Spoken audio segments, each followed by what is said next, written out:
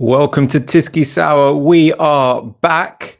Hopefully we're going to give you live updates about a shadow cabinet reshuffle, although it's all pretty ambiguous at the moment. If you've been online in the last 24 hours, or indeed watched our show last night, you'll know that Keir Starmer has lit a bomb in the centre of the Labour Party by sacking Angela Rayner, the deputy leader, someone who has an elected position. He can't get rid of her, and also someone who's quite popular in the party. He's tried to blame her for the election defeat, rallying around his political secretary, Jenny Chapman, and it's all gone horribly wrong. It's an exercise in ineptitude from the Labour leader. We're going to be talking about all of that, taking you through the sequence of events as it all developed last night and this morning, a complete farce, all of it. And we will be interrupting whenever we hear if any more positions have been announced, if any more reshuffles, shifting of jobs have been announced. So you will hear it here first. I am joined, of course, by Aaron Bastani. How are you doing, Aaron? I'm very well, Michael. Can you hear me loud and clear? Is my picture in focus? I can hear you loud and clear. You look amazing. Beautiful. Thank you. Somebody actually said last night that they asked if I'd had Botox, which I think really is a testament to producer Fox's audiovisual skills, because no, I have not. But thank you. It's the kindest thing somebody's said to me in months. But there would be no shame if you did, Aaron. Of course not. I'm very modern about these things. Absolutely not. I completely agree, Michael.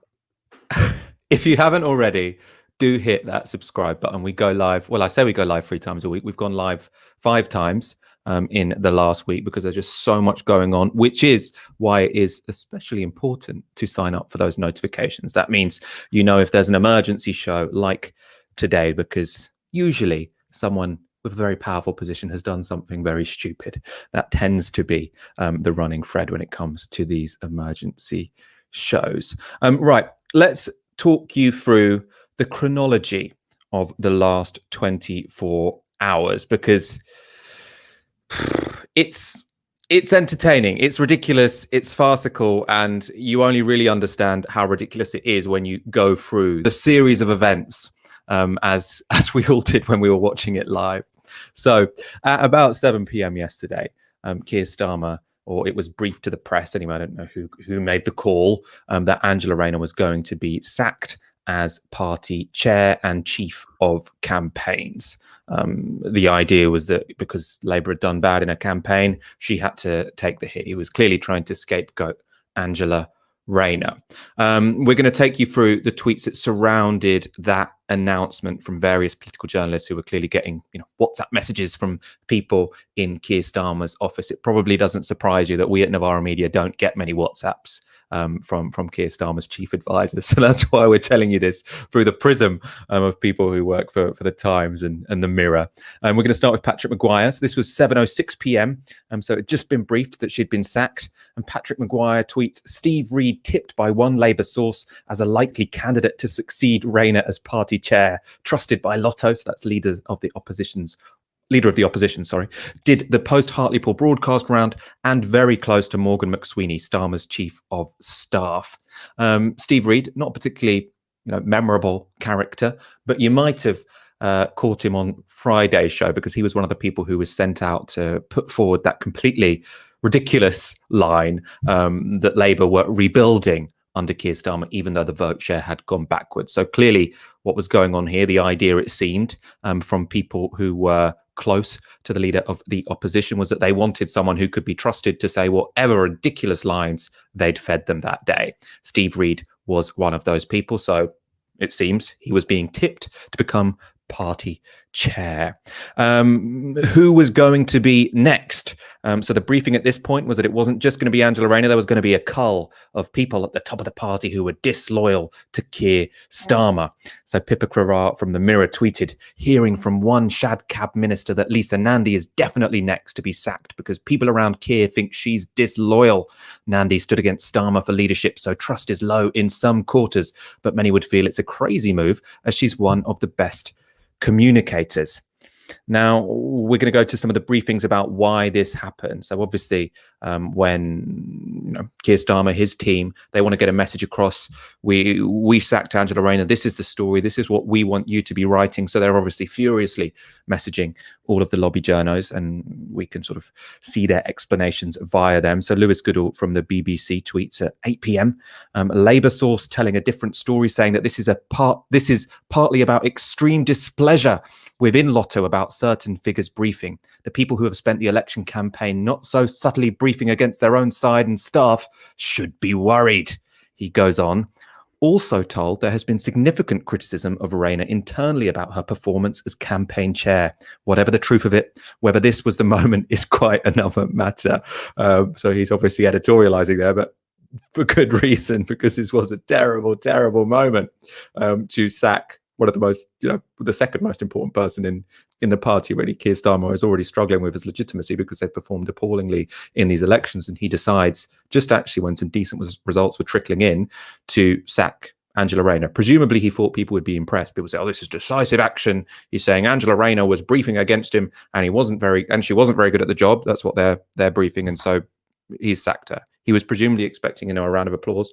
It didn't quite happen. A bit more colour to why they were briefing against Angela Rayner, what she had supposedly done wrong. And this is Gabriel Pogren from The Times. Source close to Starmer says he has personally been very upset by negative briefings about Jenny Chapman, his political secretary.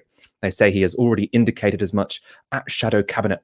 Ally of Rayner says she has no relationship with Chapman, but is denying briefing. So the picture that's being painted here, Angela Rayner briefs against the leadership. She's briefing against his political secretary, which Starmer is very upset about, and she wasn't very good at managing the campaign. So a real negative picture being painted by people around Keir Starmer to justify her sacking. Sam Coates at Sky. One option to replace Angela Rayner as Labour Party chairman is Wes Streeting, I'm told. So that's the other person who was going out saying completely ridiculous things on Friday.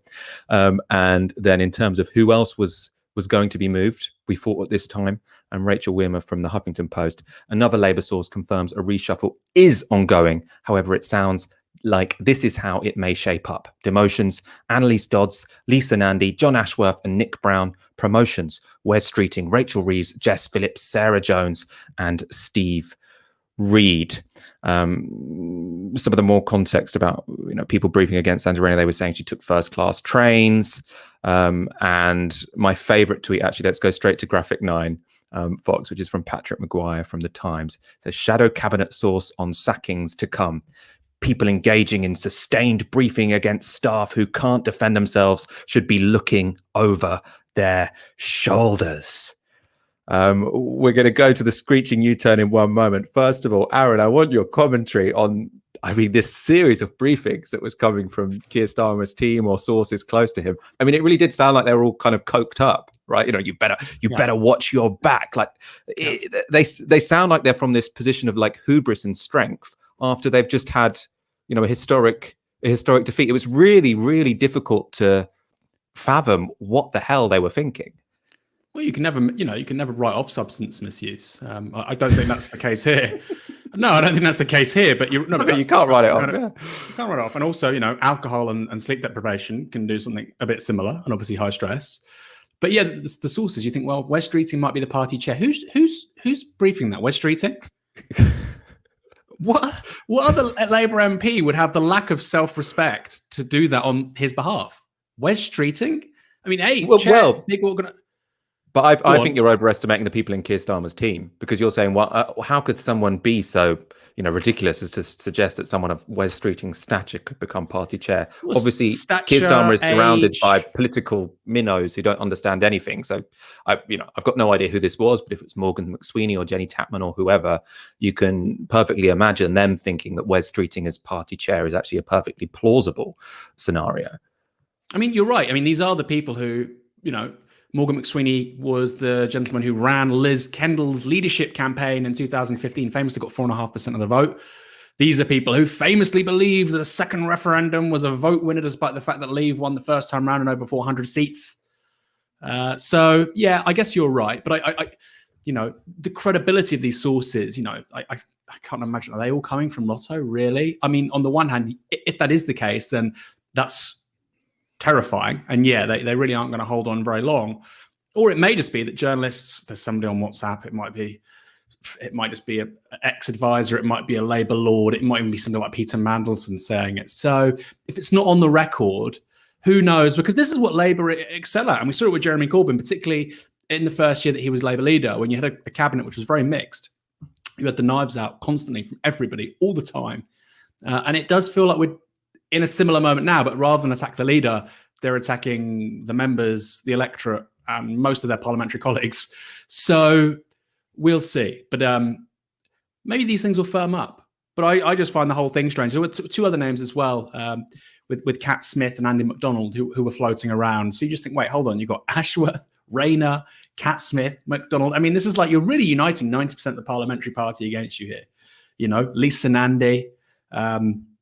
Very, very odd. Lisa Nandy and Angela Rayner should be the last two people. I don't agree with a word that comes out of Lisa Nandy's mouth. But from a sort of internal and external political perspective, these are the last people you should be getting rid of, given you just lost a by-election in Hartlepool. I mean, completely bizarre. And obviously, you know, our reaction to this was sort of disbelief, and it wasn't just us. So I assume that if you're going to give out these briefings, you're expecting that it's going to piss off the left of the party and impress the lobby, impress the right wingers in the Labour Party. Basically, no one was willing to come out and say this was a good idea. Everyone was saying, what the hell is going on here? Just a few tweets for you to show some of the reactions to this decision to sack Angela Rayner unceremoniously on the day when actually a few good results were coming in, some sort of consolation prizes. Josh Halliday, who is North England correspondent at The Guardian, tweeted, "Anger and disbelief in the Labour Party over Angela Rayner's sacking. It's a clear mistake to fire someone who speaks like the people we need to talk to," says one source. "It's all kicking off. It's a huge mistake from a bunch of snobs who don't like how she speaks." Gabriel Pogrund tweets that a Labour source says, "Sacking Angela to save Jenny's arse is a very, very stupid thing to have done. This will cause civil war and Keir will lose it." The Jenny there being referenced is Jenny Chapman, so Keir Starmer's political secretary, who, as you saw in those tweets before, people were saying, oh, Keir's very upset when people brief against Jenny Chapman and presumably they're in line to be fired. The final commentary we're going to get from our Labour sources via these political journalists. Tim Shipman from The Time tweets, this is my favourite one. An old Labour chum messages, "The man is as fucking stupid as he is boring." Tim Shipman had a few tweets that were going very viral last night. Not all of them we can talk about, but they did add some flavour to the Twitter discourse last night. And actually, Anna, I'm going to go to you in one moment, because first of all, I'm going to say this led directly to the screeching U-turn. Let's go straight to the screeching U-turn. So Rachel Weirmer, all of this, obviously they completely freak out when this happens. Rachel Weirmer from the Huffington Post at 10:14 p.m. "Sound of screeching brakes. I'm hearing the reshuffle may have stalled because of the backlash to Angela Rayner's sacking." And then so completely be like, oh shit, this has gone horribly wrong. We didn't foresee any of this. Then 45 minutes later, from the same journalist, a senior Labour source says Starmer's team are baffled by reports he plans to demote Shadow Foreign Secretary Lisa Nandy, adding, "You won't find many former leadership rivals who have been as loyal. She's a massive asset and highly rated by Lotto." So Aaron, they're briefing this. They sack Angela Rayner. They think this is going to be a moment to really assert their leadership and assert their authority, set off a new course.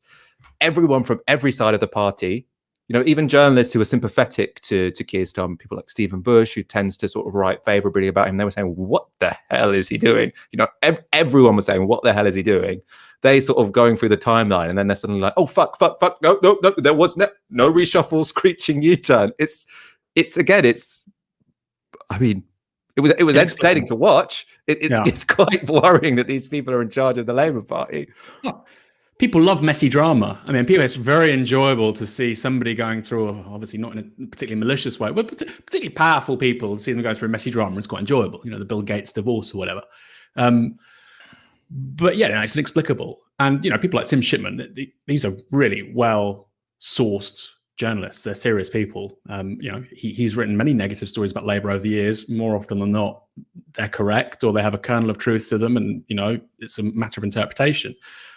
So super strange. The thing about also Angela Rayner, which I don't quite get, is that obviously Keir Starmer isn't from the Labour movement, and we don't know if there's any real legacy for Jeremy Corbyn or Corbynism in the Labour Party, but it does feel like the Labour Party is to some extent closer to the trade unions than it was before 2015. I think that's kind of inarguable. You know, Angela Rayner from a Labour background, you see the rhetoric even in Keir Starmer's tweets and so on about their relationship to trade unions. Now we can talk about the hire and fire stuff. He's been called out by Unite. GMB said, actually, no, he's fine. He's on the right side. I mean, put that sort of park that for a moment on the shelf. I think most people would agree the rhetoric now is much better than it was in 2015. However, Starmer himself has no relationship clearly to Unite. Starmer himself had no relationship to the GMB, which is Britain's largest kind of, well, it's a big industrial union. You know, Unison is public sector. GMB is in a bunch of areas like, you know, mineral extraction, engineering, etc. That kind of blue collar worker jobs. And Rayner was his connection to GMB. I won't, you know, go into the details, but through various people that work for Rayner, her friends, her contacts, that was her world, and she was the bridge between the GMB and between Starmer. And so now it's not just Rayner that's kind of out of the loop here. To an extent, it's the GMB as well. And I think you've got Unite pissed off. You're going to have GMB pissed off. Unison are thinking, what the hell are we doing? I mean, they're not really a variable because, you know, they're not as politically active as the GMB and Unite have been in the Labour Party really in recent years. But I think that's a really key point.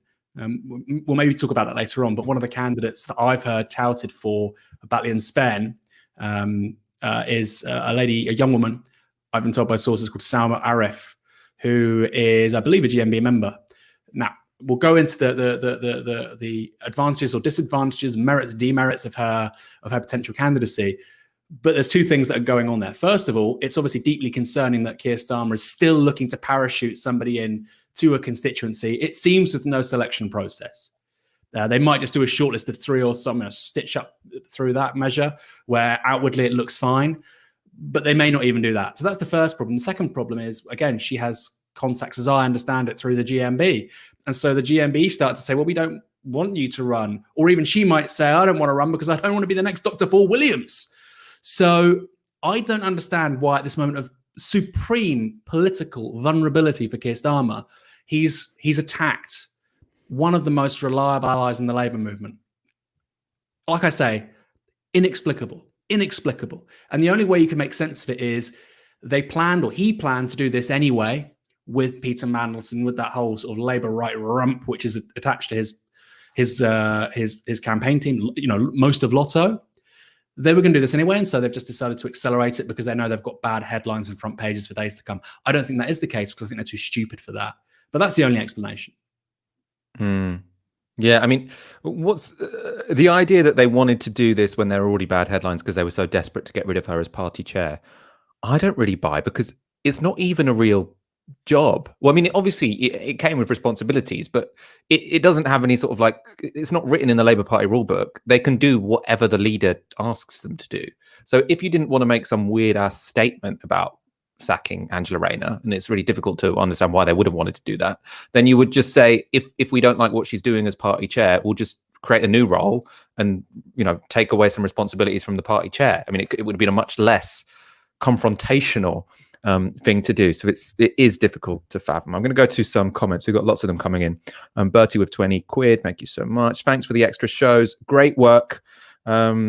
I have to say, I'm not planning to do shows on Saturday and Sunday next weekend, but I have very much enjoyed spending these few hours with you because there's so much to talk to, and with Aaron, of course. Taha Alam with a huge $50 donation. Thank you so much. Boris Johnson went to build an opposition and he walked out with Keir Starmer. Labour being absolutely awful in opposition is actually a threat to democracy.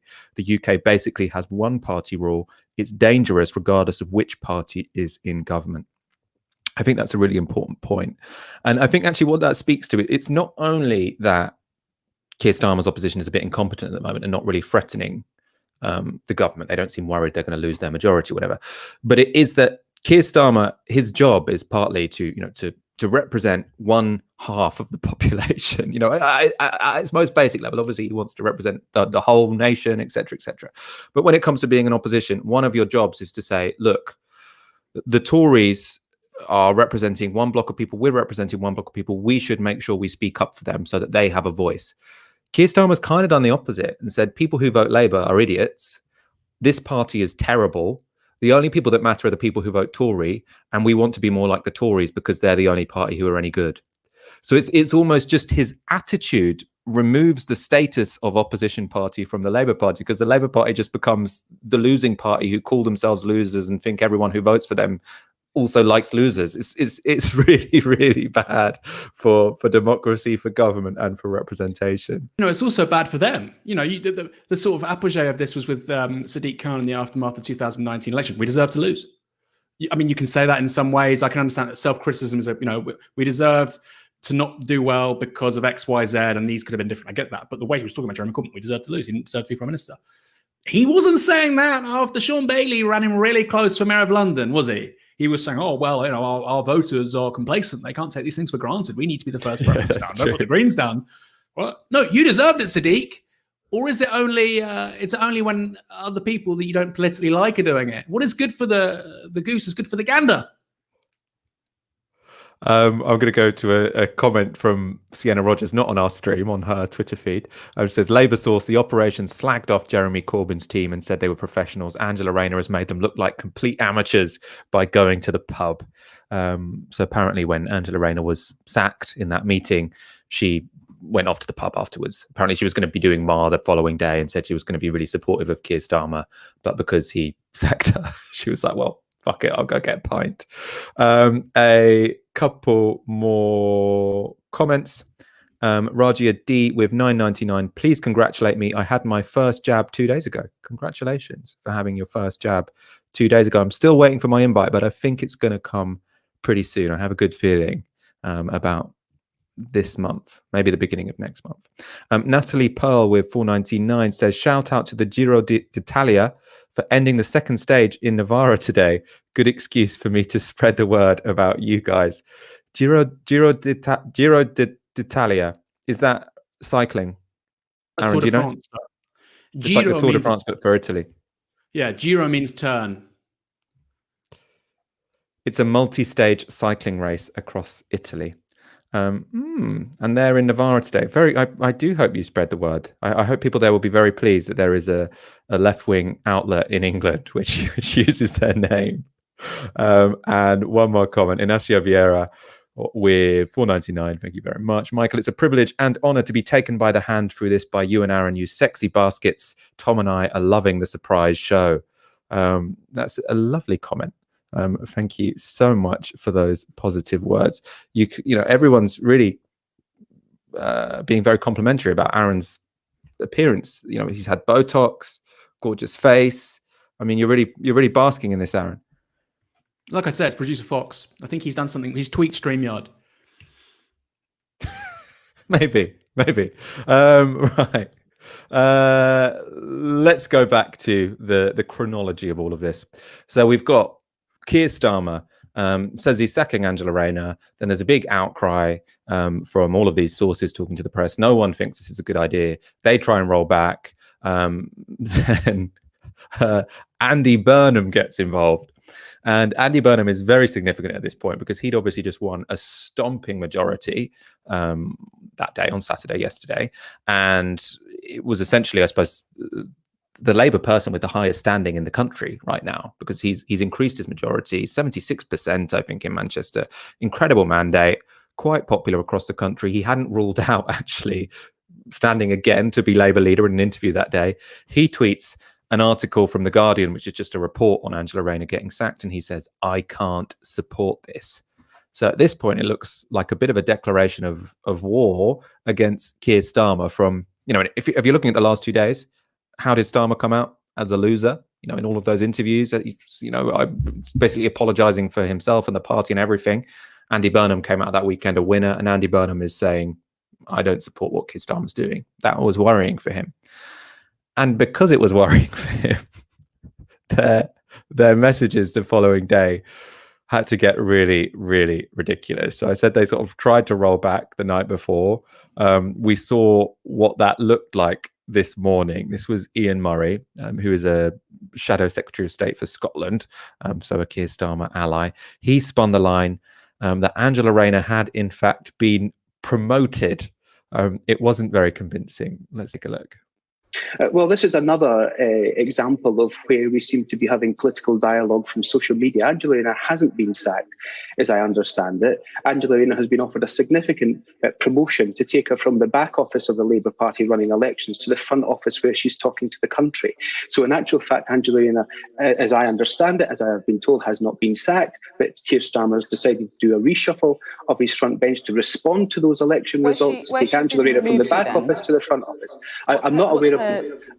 She's a deputy leader of the party. She'll take a significant role in shadow cabinet, as I understand it, although I don't know the position. She's been offered a significant promotion that means she spends more time talking to the country about policy, using those great way that she communicates and using the mandate that she's got as deputy leader of the party. So that's essentially what's happened. Angela Rayner has not been sacked, but social media has blown up over the last 12 hours, to understand it. And I hope that Lotto I hope the leader's office will respond to that and do the reshuffle, and you'll show that this hasn't been a sacking, but actually a significant way of getting Angela Rayner from the back office to the front office of Labour politics. You'll forgive me if I'm sceptical at the fact that this is now being spun as, a big promotion for Angela Rayner, when you can't even tell us what job she's going to go to. Maybe that's been scrambled right now by the leader of the opposition's office after seeing the reaction. We were being messaged yesterday, including myself, saying that Keir said he was taking full responsibility for the result of the elections, and he said we need to change.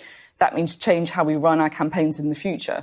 This is not social media Twitter storm. This is coming from the leader of the opposition's office. Yes, and the leader of the opposition hasn't just said that in messages to you, Sophie, in the media. He said it publicly, that he was taking full responsibility for these elections, and I think that's the right thing to do.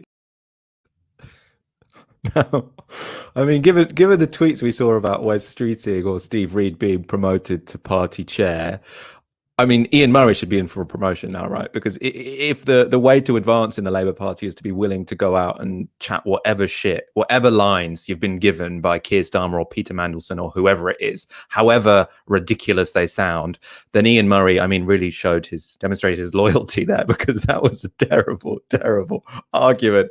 So for one, when you promote someone, I mean, as Sophie Ridge pointed out, I thought that was a very good interview. She says, if you promote someone, you normally have a job for them to go to, right? She's like, well, she's been promoted to what? He's like, well, I don't know what she's been promoted to, but she's been promoted.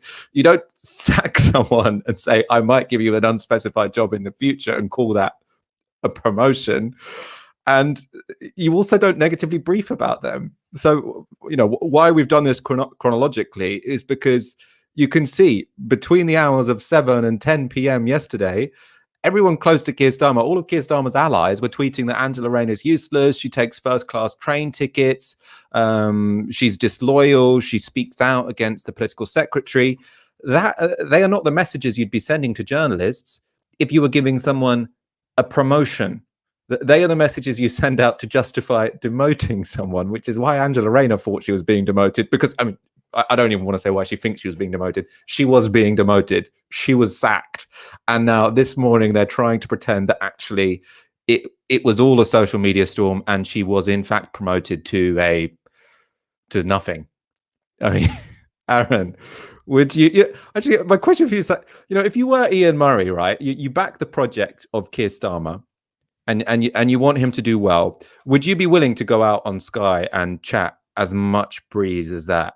Because, I mean, in a way, you've got to respect someone so willing to take one for the team that they will make that big a tit of themselves on Sunday morning television.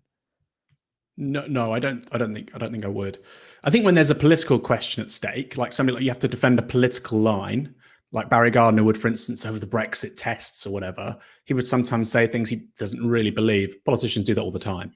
But when you're covering the arse of a leader who's just chucked a colleague of yours under a bus and you're actually saying it's a promotion, I mean, it's shitty behavior, isn't it? It's shitty behavior, and it's only a shitty person would do it. Sorry, Ian Murray, but it's true. Trying to dress up that as actually a positive, I think it's a really gruesome thing to do. I think it transcends left, right, centre, whatever. I think it means you're a bad person. I don't really like speaking moralising language, but I think that's the essence of it. And I was thinking, Michael, actually, just as you were responding to that video, Keir Starmer was the Director of Public Prosecutions from 2008 to 2013. 5 years. I mean, this guy, he clearly can't run a bath. How the hell was he in charge of who we should prosecute in the criminal justice system? I think I'm being deadly serious about this, Michael. They need to go back and review every single case that this guy was on between 2008 and 2013. Because if he's this shambolic, this disorganized, this messy, if he lives just for drama in the public eye, I mean, my God. I really think people should now be reviewing his time as Director of Public Prosecutions. He is clearly a deeply incompetent, incapable man who can't think clearly or strategically. So A, he shouldn't be in politics, but B, my God, what the hell was he doing at the top of the law profession? A very different politician to Ian Murray, but what we can say about both of them is I think neither of them should be at the front of the Labour Party right now. I mean, this fake promotion, I want to go back to that, because as well as making them look really stupid in the morning TV round or whatever, it's also the reason I think the reshuffle hasn't happened yet. We're hoping it happens quite soon because we want it to happen while we're still going on live, not being announced at 11 p.m. or 7 a.m. or whatever. But the reason it's being massively delayed is because they've got to now find a job for Angela Rayner, which they can spin as a promotion. Because obviously, this has all been terribly embarrassing for them, and they want to just do a big U-turn, but now they have to find a job for her. So Rachel Weirmuth, we've used quite a lot of her tweets today. She's from the Huffington Post. She tweeted this afternoon: Labour reshuffle still expected to go ahead today, not imminently, however. Sources say Starmer has to decide Rayner's role before anything else. So that's not how promotions work. They wanted to demote her. Then there was a backlash. They realized it was stupid and that people didn't buy this line that if someone's mean to Jenny Chapman, who's Keir Starmer's political secretary, then they should lose their job. So they're like, whoa, we fucked up. Now they've got to find a job for her. I mean, it could be the case that by the end of the day, they'll just give her the chair job back. What do you think they're going to do, Aaron? I think they're going to give her the chair job back, but change the name. That is like proper corporate Blairite disaster management. So he'd be like, we didn't actually remove her from the position of chair. We eliminated the position of party chair. We're now calling it party non-executive director. And that's the position we really see Angela in, and she can be both back and front of house. And that's what's going to happen. That's what's going to happen. When we designed the role, we thought there was one person who would be perfect for this job. It was Angela Rayner. Yeah. And we just happened to have briefed all these negative things about what she was wearing to Hartlepool. You have nothing to do with that, actually. We didn't even read that. Who said that? Very, very strange.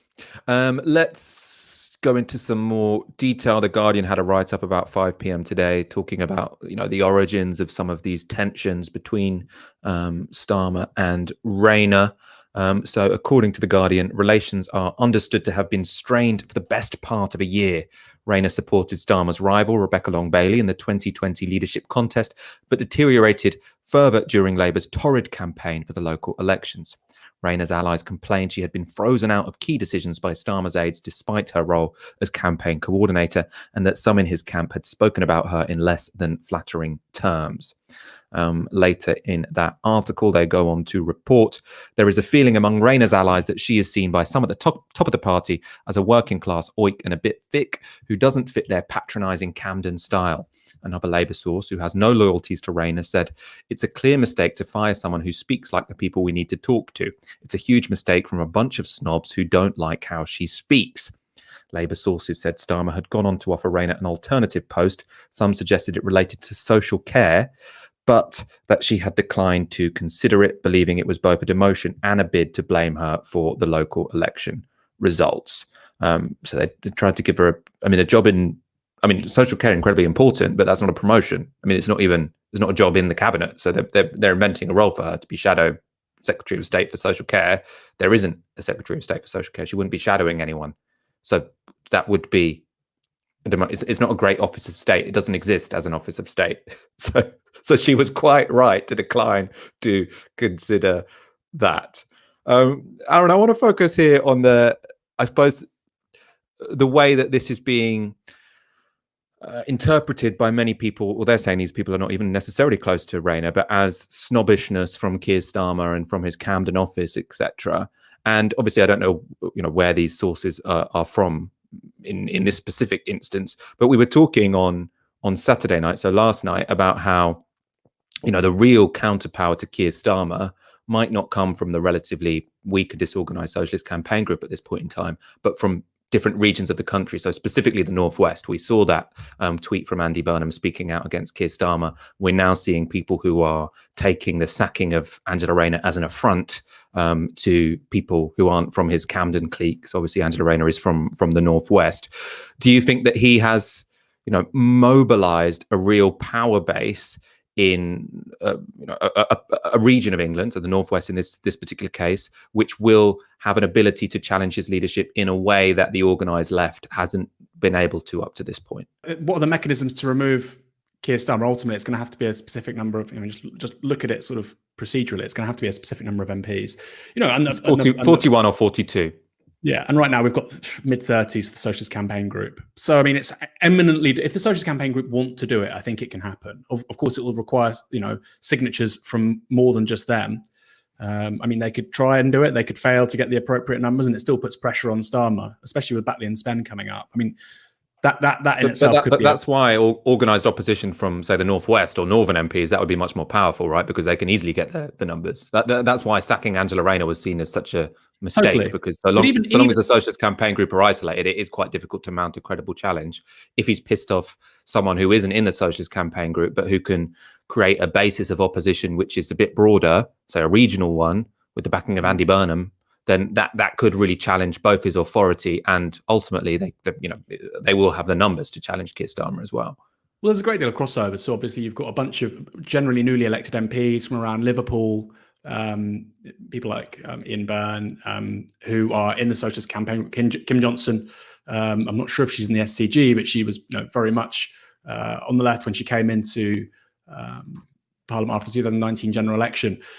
So they're part of that Northwest group. You of course have Preston Council, you have Andy Burnham, you have the Mayor of Salford, Rebecca Long-Bailey. But I think you're right. The question is, strategically, would you want to make him resign now, or do you want to kind of grind him down over a month or two to apply political pressure and say, look, if you go in this direction, we're very happy to work with you. And if you don't, then you're going to have to resign. I don't think people are going to be saying that overtly, but I think clearly people will be thinking it implicitly. The question is, there isn't a candidate, Michael. That's the big problem. There is not. If there was a candidate, I think I think the signatures would be underway already. But there is not a candidate. There is not a candidate, really. That could change in 6 months. You have by-elections, somebody else can come in, or somebody might, make a name for themselves. Somebody who's right now in camp, Starmer, might not be in it. Personally, I don't really see anybody in the Parliamentary Labour Party. I think, they won't just lead the Labour Party, but they could also be a Prime Minister. And Andy Burnham could be a Prime Minister. Maybe Clive Lewis or Zara Sultana in 5 years, they'll be the politician that could do that. But right now, I don't think that. Given the scale as well of the challenges that Labour faces, incredibly, incredibly difficult. I think Burnham's an astute and smart enough politician to do that. Who else? Who else? So that's the major barrier, Michael. I don't think it's necessarily the signatures. I think it's the absence of a candidate. No, I agree. Well, Angela Rayner could run for it and build up a bit of a coalition around her. Is she a credible prime minister? Difficult to say. John McDonnell could be drafted back in. He would be probably the most credible candidate at this point in time. Would be difficult for him to get on the ballot. Sienna Rogers has just tweeted recently, I'm told that Angela Rayner wants senior lotto figures gone. Easy to see why negotiations aren't getting anywhere fast. That is... So that's one of the reasons why this reshuffle is being halted, apparently, if that source is correct. And you can see what's happened here. They thought, oh, look, we can get rid of Angela Rayner, we can humiliate her, we have all the power. And they've realised that actually they've created a bit of a monster, and now Angela Rayner realises the power she's got, which is that if she says, look, I'm going to challenge you, Keir Starmer, then she can easily get the signatures. And she can easily get support among the unions. And so now they are actually having to really take seriously the demand she's making, because if she says, look, no, screw this, I'm going on the backbenches, I'll go on the backbenches. I don't think she'd challenge him straight away, but I'll go on the backbenches for 6 months, see how things go.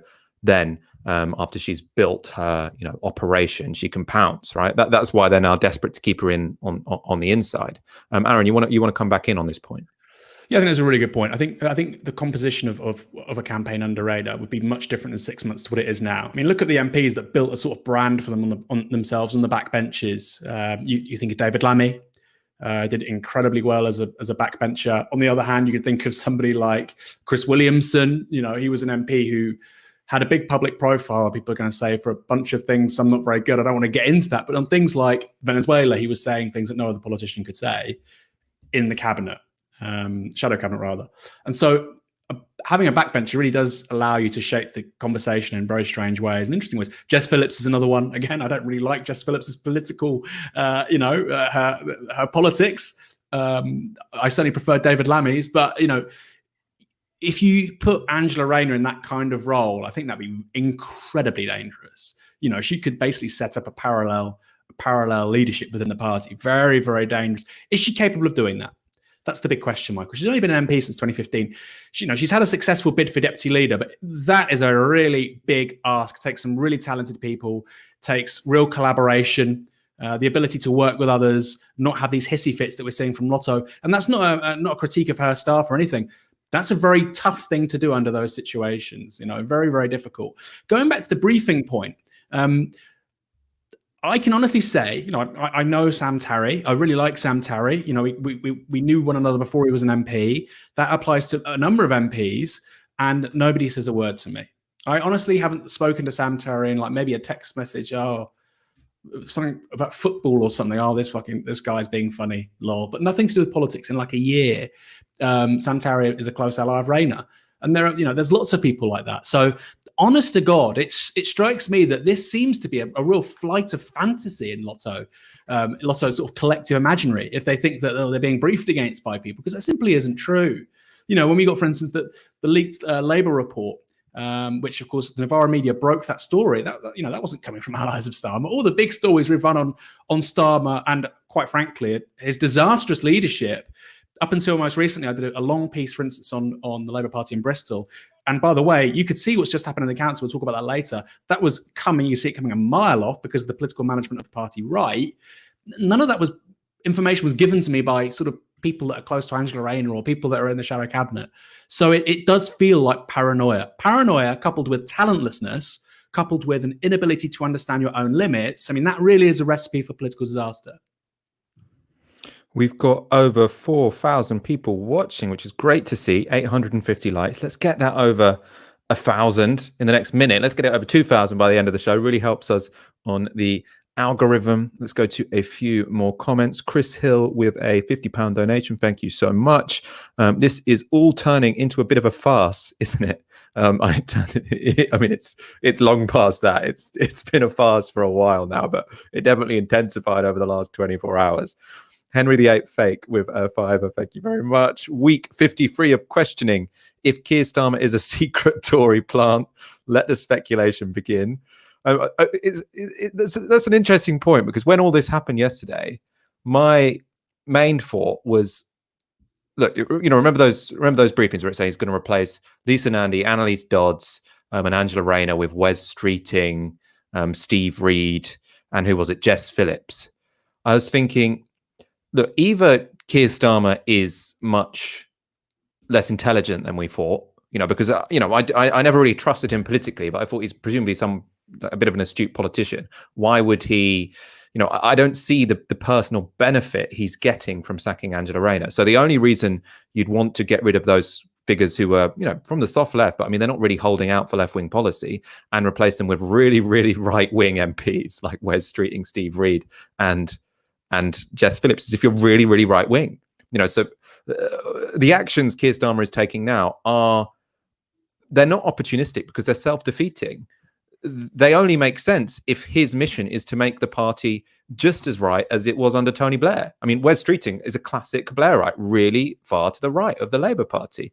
And Keir Starmer not only is sort of saying, I'm not going to talk about policy because all I want to do is win elections. He's saying, even if it's damaging to the party, I'm going to shift the shadow cabinet to the right. So Tory plant or not, I mean, everything suggests he's just very right wing, or that he's just being controlled by his staffers or whatever. Aaron, what's your take on that? It's worse than that. It's worse than that. He's not a Tory plant, because I genuinely think the Labour right, this is something we've talked about for years, but I think it's just now so obvious. The Labour right are to the right of the Tories on the economy.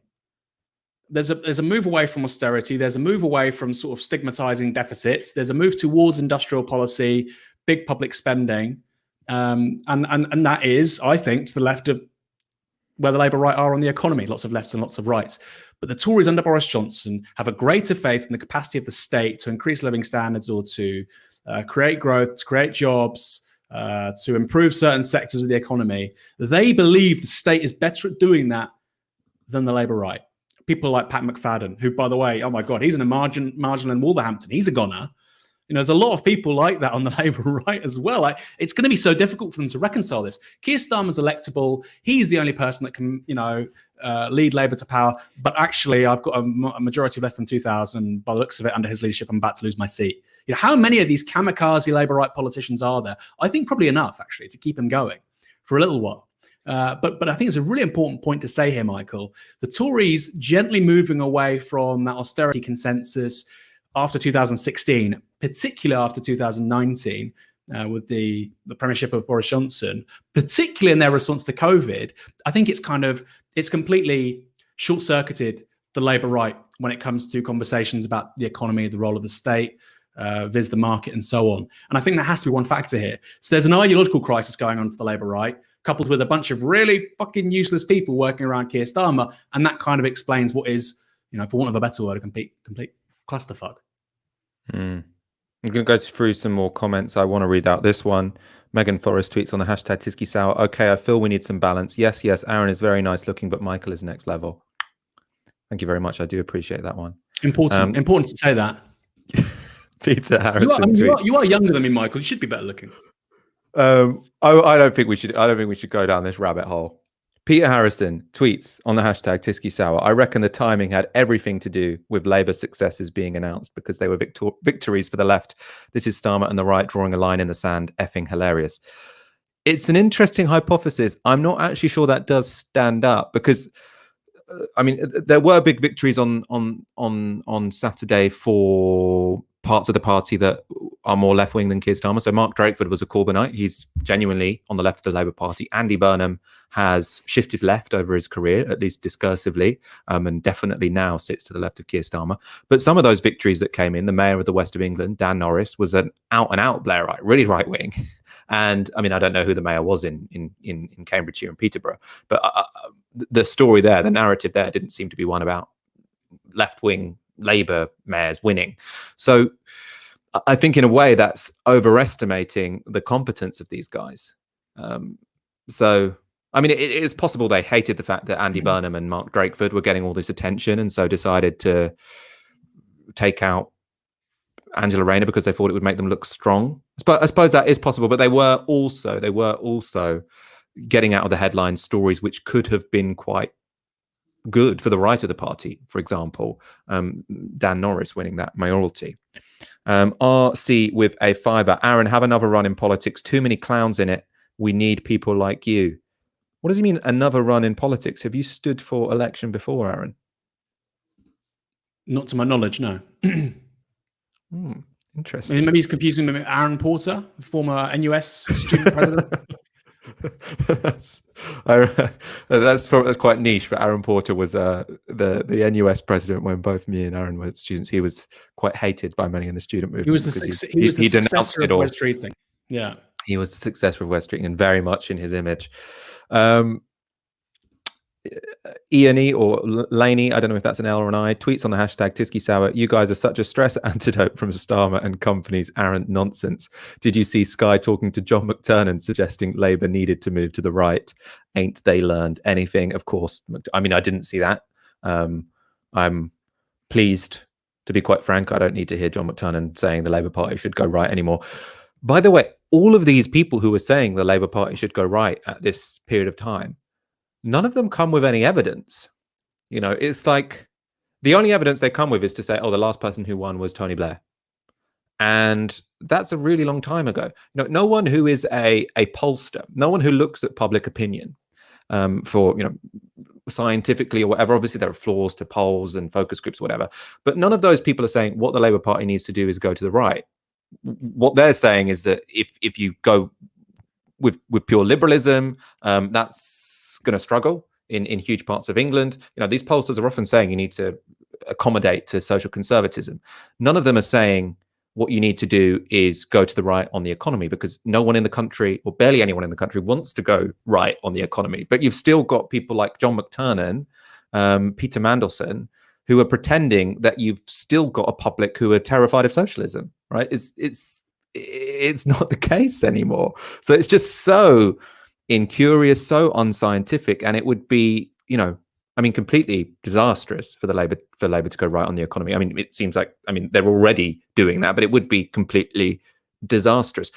Aaron, do you think, the Peter Mandelsons and the John McTurners of the world really, really believe it when they say that Labour needs to go to the right on the economy if it wants to get elected? Yes, 100%. I think there's you could have an intelligent analysis of Corbynism and its failings, and you would say in response, well, look, let's take 40% of that agenda, let's shave off some edges, and let's have a kind of establishment-looking leader, and we'll actively walk towards and try to mitigate and nullify where we're weak: foreign policy, policing, the army. I don't agree with all of that, because I think ultimately you're not believed anyway. But I get that argument. Paul Mason would say it. You could argue there's elements of what happened with Joe Biden's successful run and his presidency, although I think we should say, Joe Biden probably wouldn't have won if there hadn't been coronavirus. So, the extent to which that template is replicable, is a big question. But in any case, that would look something like what Keir Starmer offered in the Labour leadership in 2020. That's what he was saying he would do. And I think if you're a smart person within the establishment, I think you recognise that actually more market is not the solution to most problems. Just read the Financial Times editorials once in a while. Read the Economist magazine. Ben Houchin, which by the way is wrong about a lot of stuff. Ben Houchin in the Tees Valley Mayor, he's taken the local airport into public ownership. This is the most successful elected Tory mayor there is. He's got a far bigger mandate in Tees Valley than Sadiq Khan does in London, where he barely beat Sean Bailey. Well, barely is a bit of an overstatement, but was it 55-45 on the second round? And this guy's getting and Sean Bailey's getting 73%. Sean Bailey and Houchin's getting 73%, actually adopting policies which the likes of Mandelson or Andrew Adonis or John McTernan say that the electorate hates. The electorate, we know the electorate quite likes Labour's policies. The problem for Labour is they don't think Labour can implement them. They don't think they're serious. And when the Tories offer the same policies, they go, "Oh, this is really good. Furlough's a really good policy. Great." They like public ownership. They like higher wages. They want to end hire and fire and hire. And they don't like outsourcing, a low wage economy, low productivity economy. So that's a big, big problem for Labour. No getting around it. And it was a big problem for Corbyn and the Labour left, and still is.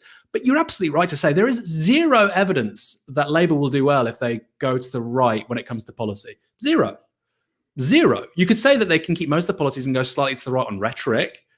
Yeah, but there's zero evidence that right-wing policies would be more preferable. And I think it does go back to that thing I said earlier, Michael, which is this is a moment of ideological crisis for these people. They look at Joe Biden across the Atlantic. They look at the collapse of blairism, really, across Europe. They don't know how to make sense of the 21st century.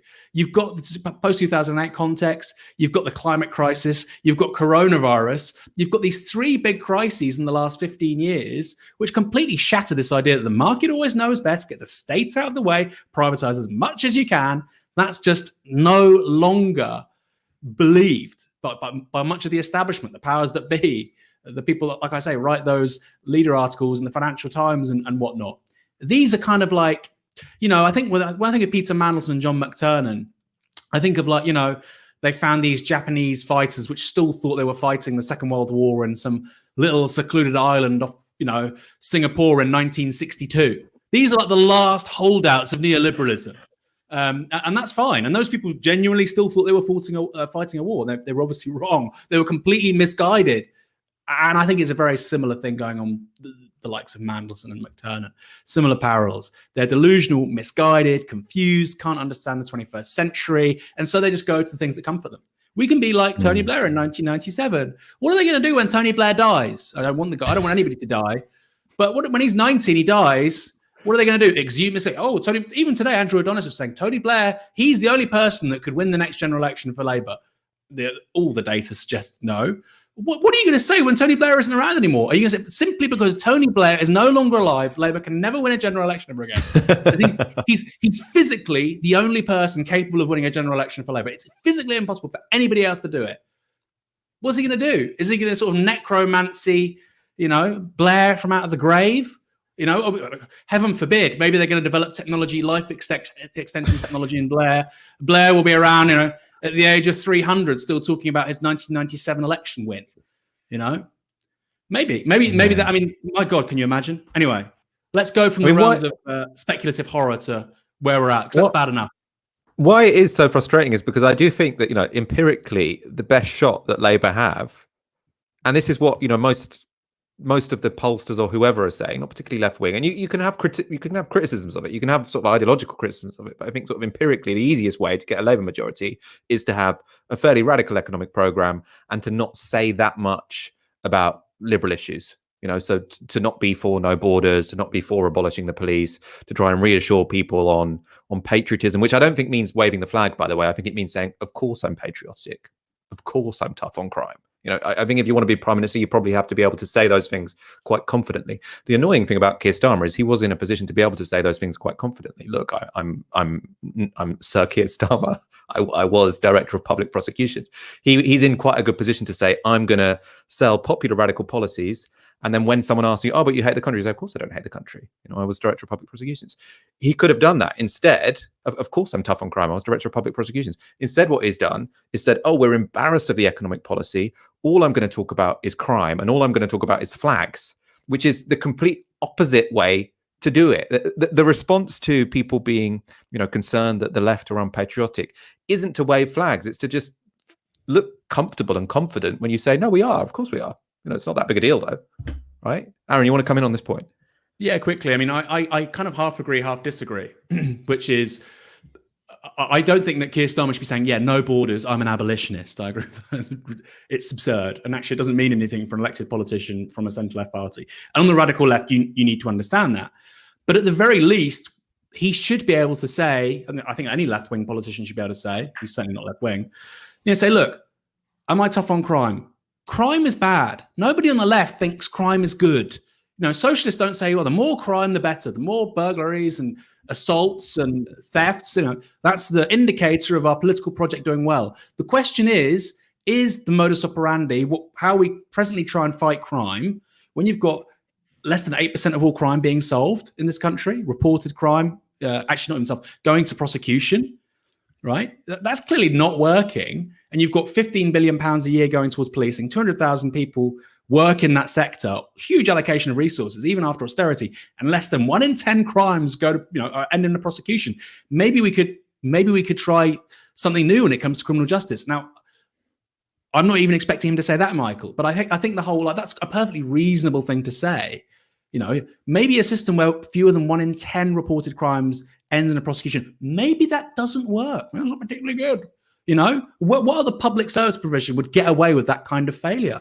Maybe we should spend more money on prevention, reduce recidivism and reduce reoffending. Just an idea. We know that countries with far lower levels of inequality both have fewer police and still have less crime. The idea that more cops means less crime, well, if that was the case, then Brazil, Mexico, Russia, Ecuador, Colombia would have no crime at all because they've got so many cops. And yet they have plenty of crime, not including Ecuador, I should add, Colombia. So yes and no. But like you say, that's what's most frustrating, actually, because the offer that he made was always a relatively credible one. Like I say, just you don't need to talk about your vulnerabilities. You talk about your strengths. You have a relatively radical offer. And yeah, you don't necessarily, you don't go big into sort of, the cleavage liberal issues, of course not. But you do defend basic principles like, I think a criminal justice system should work. I would like to have lower crime. That's not what we have at the moment. I think that everybody deserves equality under the law. Somehow these things are now being sort of presented as like ultra woke, wacky. No, it's common sense. And so I'm 50-50 with you there, Michael. I'll accept 50-50. Let's look at the discussions that are going on now about what the left can do. because this is the weakest Keir Starmer has looked, which does open up opportunities for the left. The left, I mean, as we've discussed in the party, are pretty weak, especially in Parliament at this point in time. But we have some examples of how people have been responding. So first, for you, we have John McDonnell on the Owen Jones show earlier today. This isn't just members of the campaign group in Parliament. These are people right the way across the party.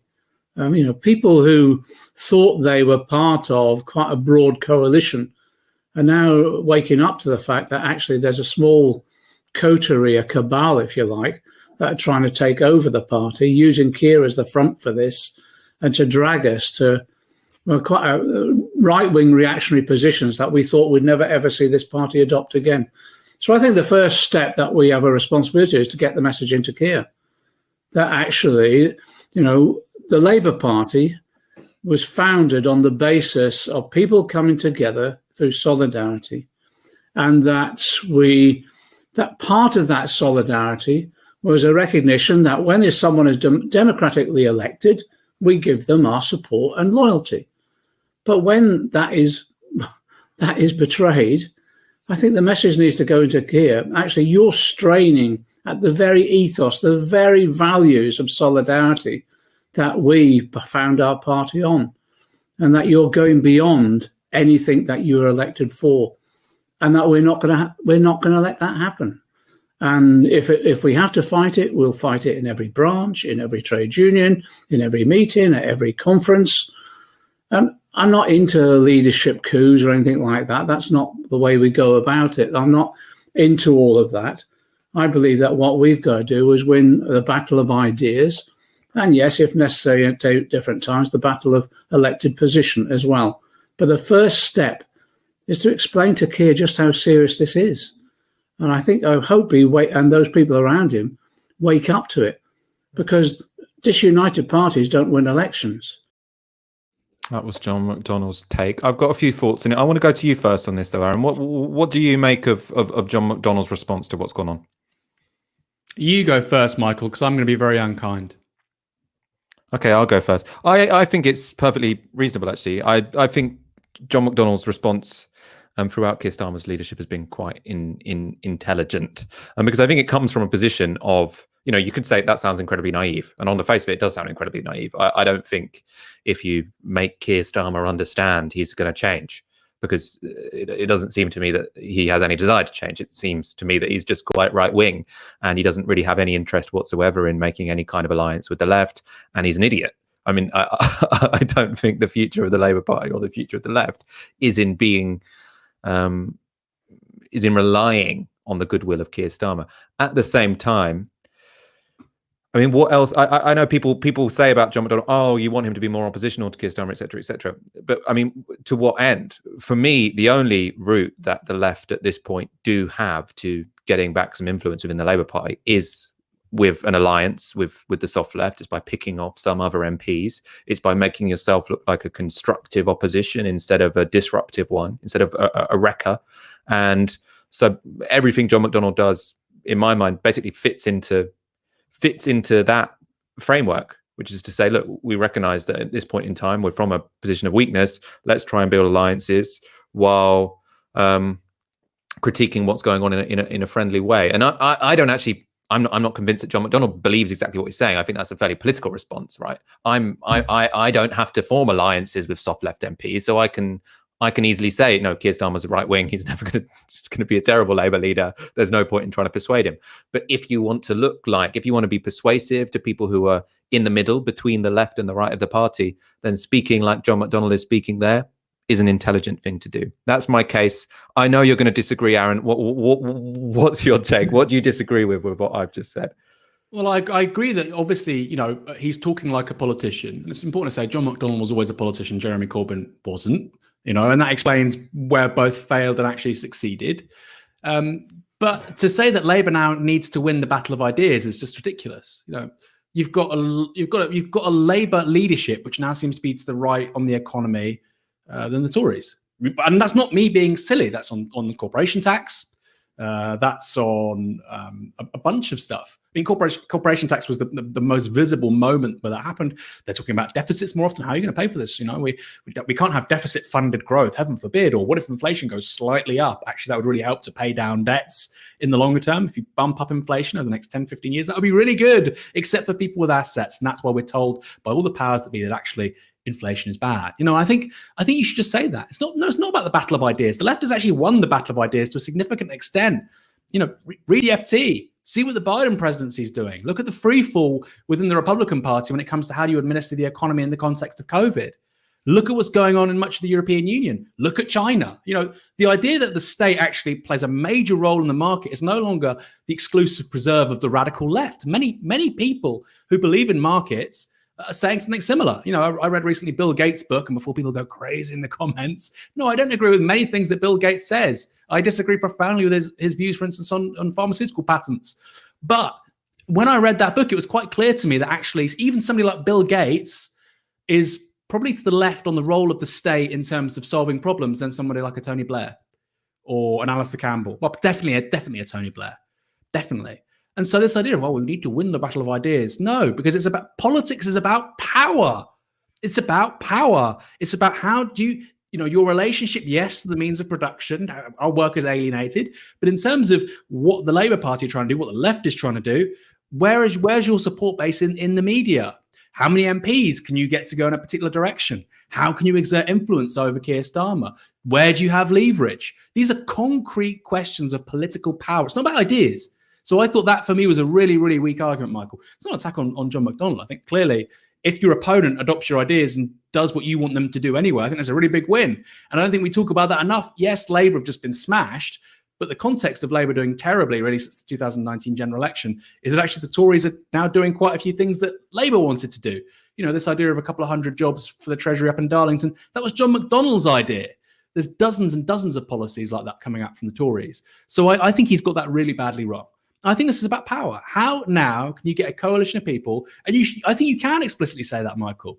We need to say Keir Starmer had a massive mandate from the membership for his 10 pledges. He's now no longer on that path of bringing the party together. He's decided to break with that. I think the right thing for him to do is to call another leadership election to get another mandate, because he does not have the mandate to do what he's presently doing. I think it's a perfectly plausible thing to say. And if somebody says, well, I don't agree, well, why not? You think he has a mandate to do this? Because he clearly doesn't.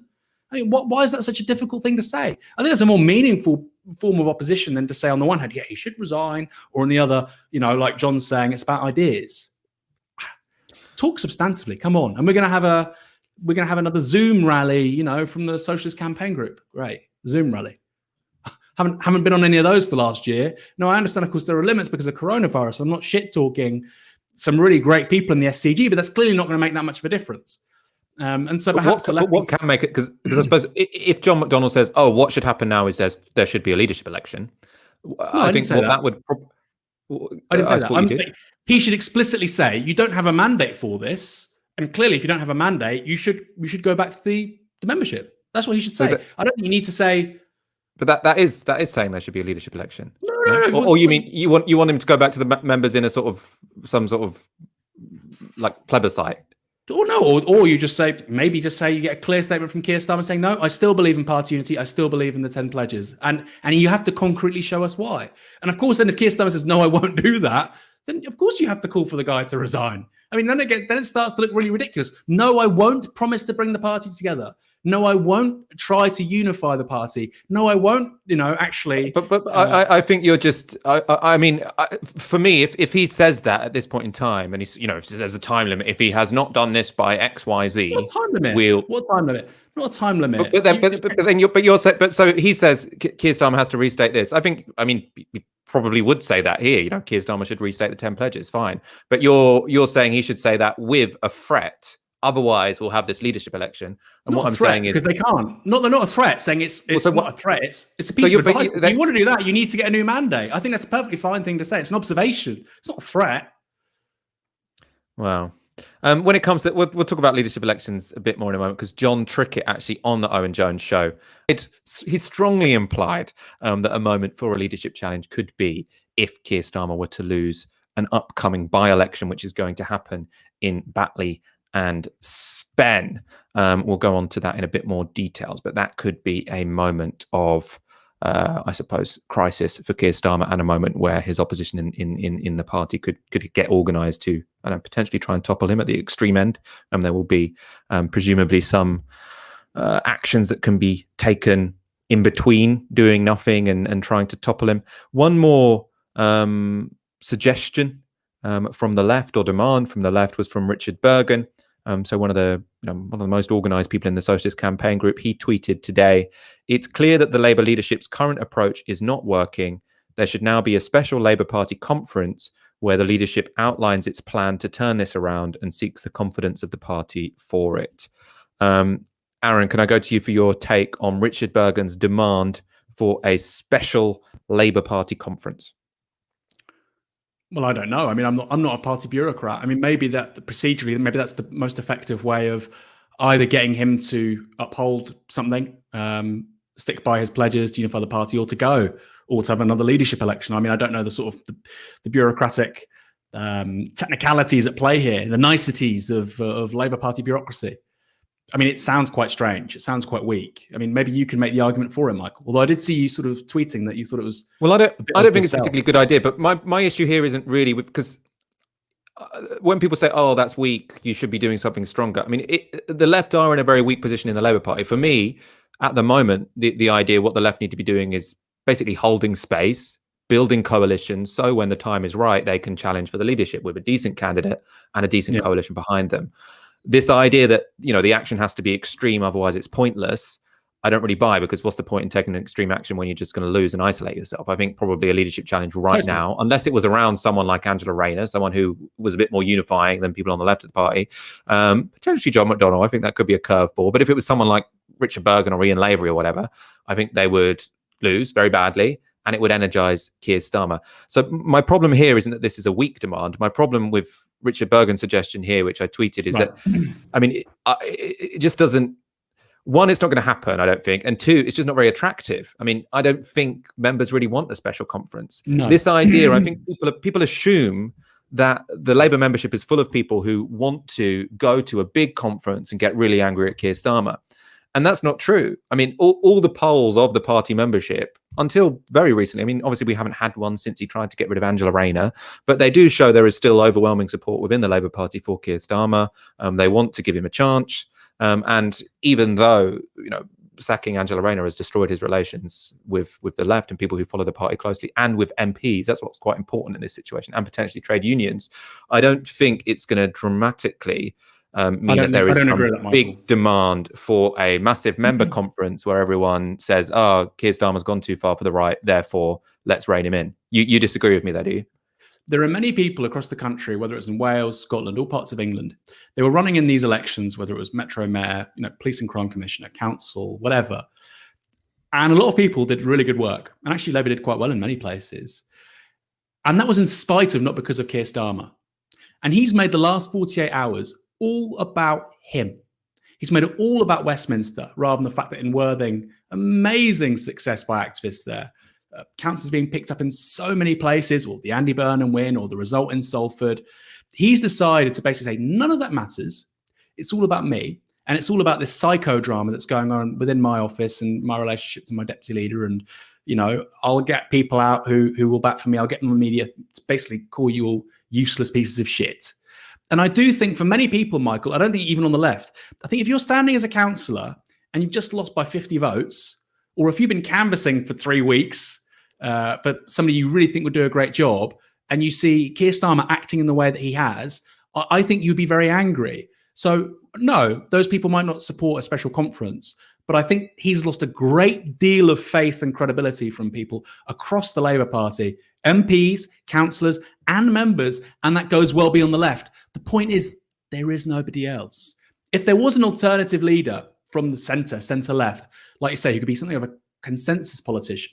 Think what Michael Howard did, for instance, with the Tories after Ian Duncan Smith going into the 2005 general election. Under him, actually, they picked up lots of seats. He was just a caretaker, but he was a pretty good one. If that option existed for Labour right now, I believe that many MPs from the centre of the party, even the centre-right, some people would say, let's get this person in, because Keir Starmer right now, if he carries on, well, if he carries on this time tomorrow, he might not be around. But if he carries on with this kind of general direction, Labour are going to lose 40, 50 seats in the next general election, at least. Because you're looking at people like, for instance, I mentioned him, Pat McFadden in Wolverhampton, I think majority of less than 2,000. Leave voting place. He's going to lose his seat. There's lots of MPs that applies to. And yes, Labour are doing really well in Wales. And yes, they're doing really well in parts of the English South. But that's not enough to make up for the losses they'll suffer elsewhere, which is kind of lost on sort of people like Ian Dunn and the FBPE people on Twitter, all of a sudden are really interested in Labour politics. They go, well, that's a mixed picture for Labour and they're doing really well. And, we shouldn't just be talking about Hartlepool. Yeah, the red wall's crumbling, but the blue wall's growing. Yeah, there's some really interesting, the blue wall's crumbling as well, which is the Tory equivalent in the South, one might argue. True, good observation, but it's not happening nearly quickly enough. And Labour, like I say right now, yeah, they might pick up 3 or 4 seats from the Tories in the South. They're going to lose 50, 60 plus elsewhere. And so I think, Michael, I do disagree with you. I think that Keir Starmer has lost a lot of faith from a lot of people. And I don't think he can solve it. I don't think he gets it back. I mean, I think he's lost a lot of faith from a lot of people. I mean, that's precisely where I think the opportunity is for the left, and you should try and build that. I'm not convinced at this point in time it's the majority of people. I think probably he's going to have to fuck up a couple more times. I mean, and again, I think probably in a year's time or 6 months' time or whatever, after Batley and Spen, if there is some energy around a candidate and Keir Starmer can be shown to be, complete incompetent, this has definitely helped. I don't think it's enough to say, oh, we're done with this guy. I think the membership overall will still want to give him a chance. I think, every passing week, the number of people who are, whose patience has run out with Keir Starmer is probably going to be growing, and there would have been a massive increase in that over the past 3 days. But I still don't think that means, there is this overwhelming desire to have a leadership which will overthrow Keir Starmer. I'm not suggesting that. I'll just be quick. I mean, let's wait for the next opinion polls that come out with regards to sentiment within the Labour Party towards Keir Starmer. I think there are many, many people who voted for him previously who wouldn't vote for him another time. Now, I'm not saying they'd vote for somebody else, but I really think he's lost his mandate, Michael. Well, it depends how an election comes about, doesn't it? If an election comes about and it's seen as wreckers, then I think he'd be in a good position to win it. If an election comes about and it's seen as a legitimate contest, not an attempt to overthrow a democratic election, which happened, just over a year ago, then I think he could lose. I think if the election if an election that was perceived as fair and timely took place, he would have a good chance of losing. I think if an election happens which the membership at large perceives as being sort of forced, as unwelcome, then he's probably in a position to win it. Which is why I think the left need to be fairly careful in terms of demanding it. Oh, I entirely agree. They shouldn't rush into it. I entirely agree. And again, it goes back to the thing about John McDonnell. What we now need to do is the battle of ideas. No. What if we have another think tank somehow? Keir Starmer's going to become the leader that some people thought he might be. Isn't it? I mean, there's a division of Labour, isn't there? There's a division of Labour. If you're one of the minority of left MPs in Parliament, one of the things that's quite useful to do is build alliances with people from other wings of the party. That's the only way there's going to be a leadership election. You're saying? I mean, he said what's that got to the battle of ideas, though? I think Fox wants people like ideas. They're not intimidating. No, I know, but Michael, you just say, look, we've done the party's done really well in a whole bunch of places, and I think we should really focus on that, and we should all try and learn from that. And I think we need to elect more socialist councillors and ultimately MPs. And I think that's, again, it's talking about power, the battle of ideas. Come on, man. It's just, it's politically neutered language. It basically means when people say that battle of ideas, I basically feel like they're saying, I don't really want a political fight here. I want to avoid any conversation around power. And you're right, in Parliament, socialists are actually very weak. So I can understand why you don't want to actively seek it out as a left-wing parliamentarian. But I think, you don't need to completely dodge it and use such a misleading sequence of words. All right, anyway, I like McDonnell. Let me just clarify. I'm not slagging off John McDonnell. I don't think that's a helpful perspective. We might be overanalyzing a sequence of words instead of a real difference in terms of strategy. I do think there are some differences we have in terms of strategy, but I think we're in danger of going down a rabbit hole of looking too much into a sequence of words that McDonnell used. So McDonnell used. So we're going to go to some comments, and then we're going to go to the latest on Peter Mandelson's involvement in all of this, and an update from the lobby journalist at the moment, Sam Coates from Sky tweets, it's still on for this evening, apparently. So we are still expecting this long-awaited shadow cabinet reshuffle to happen. And Gabriel Pogrund from the Times tweets, plenty of shadow ministers and Labour MPs are bewildered by Starmer's office and their way of making decisions. No idea how to get things past him or who to go to. Source says it's not that they're not in the room. We don't know where the room is, what it is, or if it exists. So you've got all of these people who are not sure whether they're going to go to a shadow cabinet meeting tomorrow. They don't even know who's making the decision, whether a decision is being made. I mean, it's clearly terrible, terrible political management, which is, very good for the left if they can look a bit constructive, which I think some of them are managing. Let's actually, I said comments. Let's go to some comments. Before we do that, if you are a regular donor, thank you so much. You make all of this possible. If not, please do go to novaramedia.com/support. We ask for you to donate, and very kindly, the equivalent of 1 hour's wage a month.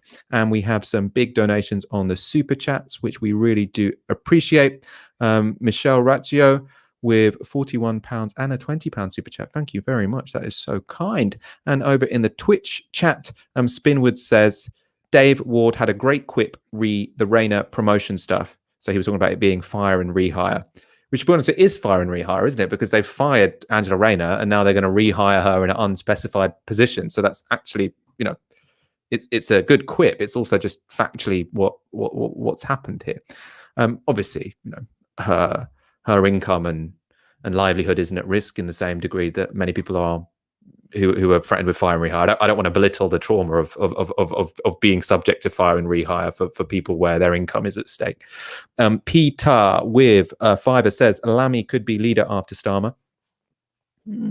I don't think he's got the coalition behind him that would probably be needed, because he just gave up everything to the People's Vote campaign, which I think, he's a very good communicator. I think that means you're not in a position to be the leader of the party. You're in a position to be a vocal and persuasive member of a team, but not to lead it.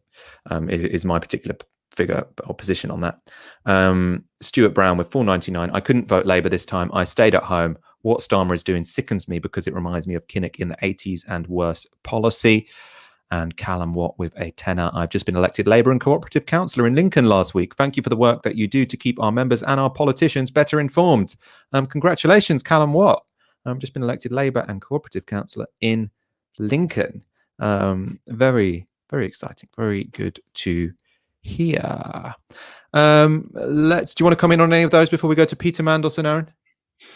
Yeah, quickly. I think, like you say, Lammy's a really effective politician, but that doesn't mean you should be the leader of a political party. I think Labour's next leader clearly has to be from somewhere that isn't the south of England. Clearly, Jeremy Corbyn, Southerner, Ed Miliband, Southerner, now Keir Starmer, and they're hemorrhaging seats in the West Midlands and the North East. And I think it's really important that actually you have a leader of the Labour Party that sounds like people from these communities that they're losing. Some people might disagree, but I think that's really, really important.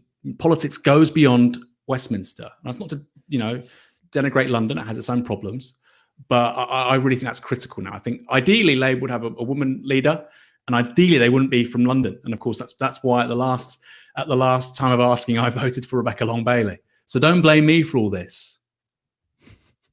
I mean, I think with these sort of identity issues, I think, that would be ideal. But ultimately, you've got to go for the person who can communicate best with the people you need to win, which isn't necessarily going to be someone from the same identity group. But I agree that would be ideal. As we said, there aren't many obvious options to become Labour leader at this point in time, which is a bit disappointing, really. We said we would go on to talk about Peter Mandelson, who's been ever present this weekend, constantly on our televisions, talking nonsense. Mainly, we analysed one of his interviews on Friday's show, and we have been finding out this weekend quite how involved he has been in Keir Starmer's operation. And there was a nugget in this was a Sunday Times write-up about the Angela Rayner row, which involved Peter Mandelson. Let's go to that nugget. So I think this was Gabriel Pogren writes, party staff say David Evans, General Secretary, and Morgan McSweeney, Starmer's Chief of Staff, took control of elections months ago. McSweeney, 42, is a centrist who joined Labour after Blair signed the Good Friday Agreement. He is close to Lord Mandelson. Blair's former spin doctor asked Rayner following a meeting of Labour MPs and peers to explain what the party's campaign message was. Sources say she was unable to do so coherently. A friend said, it feels like she's being stitched up to distract from failings closer to the top. So I see that Peter Mandelson asking her, well, I mean, I don't think it should be a particularly difficult question, but asking her a question which seems to be intended to catch her out. Angela Rayner doesn't perform very well. That gets briefed to the press, and now she's being sacked. So a key role for Peter Mandelson there. Owen Jones had a really interesting bit of information today. He tweeted out, senior Labour sources tell me that when shadow cabinet members complained to Keir Starmer's office about the terrible lines they were given to take to the media after the Hartlepool disaster, they were told Peter Mandelson had signed them off, which is, I mean, you know, Keir Starmer's operation is so out of ideas. They're going to Peter Mandelson, who, when you listen to him on the radio now, completely incoherent. Is like what me and Aaron were just saying. He is one of those people where he hasn't woken up to the fact that politics have changed over the last 22 years, and literally just thinks everything is frozen since 1997, and we just have to do 1997 again, and everything will be wonderful. It's, I mean, just not only taking advice from Peter Mandelson, but essentially giving control of parts of the operation to Peter Mandelson is phenomenal, and I mean, phenomenally bad. And the proof is in the pudding, because we saw what people were saying after that Hartlepool defeat. It was that sort of, even though we've lost 9 percentage points, the problem is that everyone hates the Labour Party but likes Keir Starmer, even though Keir Starmer performed less than Jeremy Corbyn, didn't convince anyone. And then the most ridiculous responses were from people like Jim McMahon, who was saying, oh, the reason people in Hartlepool are voting Tory is because the Tories will invest money in Hartlepool. It's like, well, you shouldn't say that if you're a politician for the Labour Party. Our final Peter Mandelson tweet, and this is from Rachel Wimmer from the Huffington Post. This was today. Mandelson says the hard left factions attached to trade unions have to go, and party reform should be a priority for Starmer. This is what you might call not exactly a neutral statement. So, Aaron, two, I mean, really important bits of information there. One is the influence that Peter Mandelson currently has in the Labour Party, and two, the fact that even now in 2021, he thinks his priority should be for Keir Starmer to destroy hard left factions attached to trade unions. Right, this is, you know, we keep talking about Joe Biden. He is in the United States saying trade unions are a really important part of our society and economy. You've got here Keir Starmer being advised by someone who thinks that the political influence of trade unions has got to go. It's terrifying. I mean, why should Peter Mandelson have his finger on the pulse? When you think about it, he lives in I think a £5 million+ pound, house in Notting Hill. If he still lives there, that's the place he famously purchased in the early noughties, I believe, maybe late 1990s, with an interesting loan, which was partly funded by an interesting loan, which is the reason why he had to leave the shadow cabinet the first time. So, yeah, I mean, Peter Mandelson, I really don't get it, and I don't understand why he's treated still as this kind of Svengali by the media. I remember once in maybe 2016, after Keir Starmer, what's wrong with me? After Jeremy Corbyn was re-elected as Labour leader, I went to do BBC Radio with Vanessa Feltz, and we were talking and chatting away, and she said, "Oh, well, Peter Mandelson said this," and I said, "Well, who cares what Peter Mandelson says?" And I just sort of said it quite openly. I said, "I don't think anybody's really taken seriously anything that's come out of Mandelson's mouth the last decade, so I really wouldn't worry about that." And she looked at me like I'd murdered somebody. She's like, "This is Peter Mandelson we're talking about." And I think Mandelson, it's this continued role he plays. He was on the BBC radio as well again today, talking about, and I quote, "the respectable working class." What does that mean? Labour should be trying to get the vote of the respectable working class, but not the disrespectful working class. I mean, your guess is as good as mine.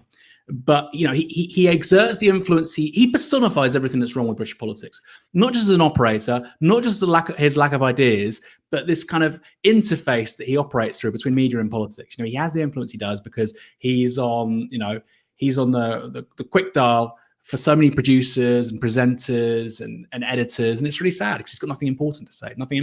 He's got absolutely no solutions to the great crisis of the 21st century. We've had the global financial crisis, 12 years of stagnating living standards, massive regional inequality, climate change. We've got a demographic aging crisis on the horizon. We've got a breakdown effectively of American hegemony over the course of the next 30, 40 years. We've got the rise of the East. I think that's a wonderful thing, by the way, not a challenge.